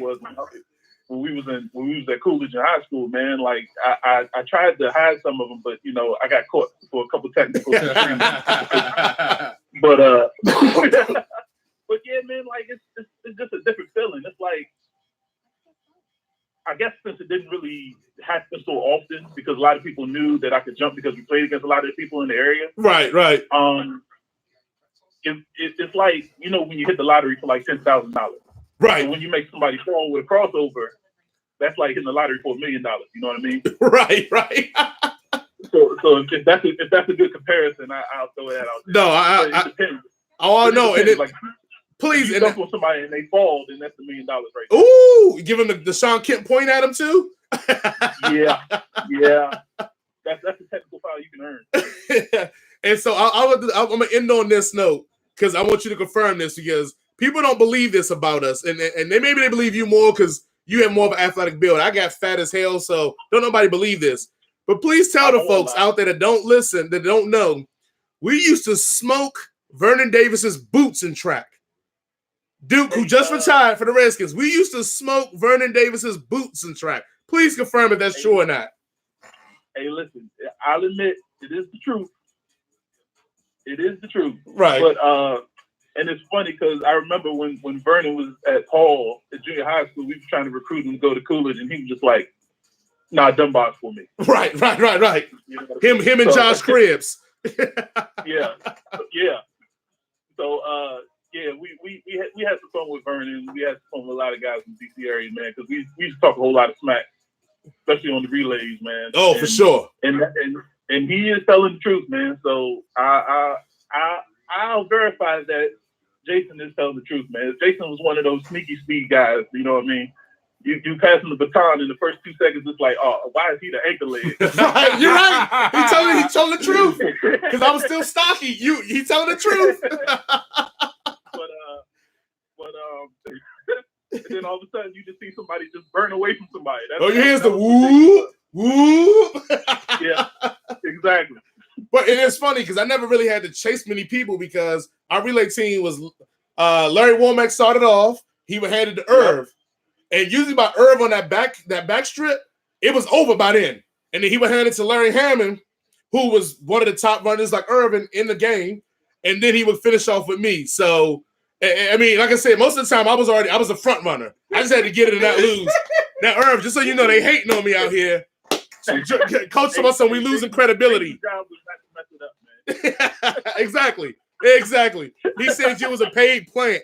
No, we had a strong team, man. Oh, we did. Everybody on that track squad. We went to Penn Relays, won some places in that. I think we had the 4x1. We won in DC. But anyway, that's just going down memory lane. But hey, Irv, as always, I really appreciate it. Again, shout out your platforms for everybody again. This is the place to listen to it. Hey, man, appreciate you, man. All right, now, again, that's Irvin Payne from Big Irv versus the People, man. That is a homeboy. I mean, me and him grew up in D.C. He's a baller, man. He's a baller. Like, that dude could blow. He could play, man. And much love and respect for him coming up on the show for us. Coach out here hating. Oh, Coach, well, come on, man. Coach don't want to see me shine, bro. That's why I brought you on the show, so he can stop getting on me every time. He can get on you instead. Yeah. Like, I brought you in as the buffer because I got tired of getting tried up by Coach all the time. So I don't care. Yeah, so I know everybody's like, man, these jokers are gonna talk about the game. They ain't talking about the game since halftime that ended. Since the second quarter. Nice rollout here by Mahomes. Got out of the pocket, does what he does. Mm-hmm. You know, good, actually good play by Sammy Watkins to kind of do a scramble drill and get open and make a play. So, Alex said Jason got too big time. Oh, man, I'm just flexing a little bit out here in these streets, you know. how pissed will the Falcons fans be if Shanahan can win this Super Bowl? Great question. Alex, how pissed would the Falcons fans be if Shanahan wins the Super Bowl? Coach said he done with both of us. What did I do? Yeah, Travis just took the L with me. Thank you, Travis. That's what a teammate's supposed to do. Jason and Coach need to race. Oh, Coach has smoked my boots. At 50 plus, Coach has smoked my boots. Ain't no race. It ain't gonna be no race. It's gonna be a massacre. So you ain't seen Bad Boys 3 yet. Well, we gonna watch a scene on Bad Boys 3, and that's gonna be like me and Coach racing. Coach, you know what scene I'm talking about. If you seen Bad Boys 3, it's a scene in there with a race. That's me versus Coach. And I'm gonna be honest, I'm gonna be Martin Lawrence. Those tomahawk chops. Alex is GOAT Chiefs talking about. I mean, the city of Atlanta, I say this. Let's say if Shanahan does win city of Atlanta, just look at it as a moral victory for you guys. It's like a brother. Yeah. Like, a guy that you guys had that cost you a Super Bowl, won a Super Bowl. So it's like by proximity, you guys get the ring too. For the Niners and the Falcons and the Niners. Yeah. And we used to be in the NFC West together, so we got a relationship, Do you really want an AFC it's team like to when win? you see your ex-boyfriend get married, it's almost like you got married, but you didn't. He Right. married someone else. My wife said it perfectly. It's like when your ex-boyfriend gets married, it's almost like you got married, but it's just married someone else. Exactly. But especially if you're invited to the wedding. If you ain't invited to the wedding, that's a different story, though. If the Chiefs win, it'll probably get like free donuts for everybody. So. Oh, well, because Andy Reid got them donut deals on lock, bro. What Mama Butler had to tell us about Andy Reid's donuts? Mama Butler said she thinks she saw sprinkles in Andy Reid's mustache. That joke, what the way he called it his game, I can't swear. She may be right. Let's get some comments from some people on the. My best friend Tony said Kyle Shanahan is dialing this shit up. Alex said he's rooting also for KC because they have the only Georgia Bulldog, Mercurial Hartman. So that's why he's rooting for them as well. Drew Brees, Brett Favre, and Joe Montana. We'll get to that later. Because I don't like the way Drew acting right now. But we're going to say that for the show tomorrow. Don't hate on Drew. I try. Oh! Fumble, let's go! Oh! Mahomes got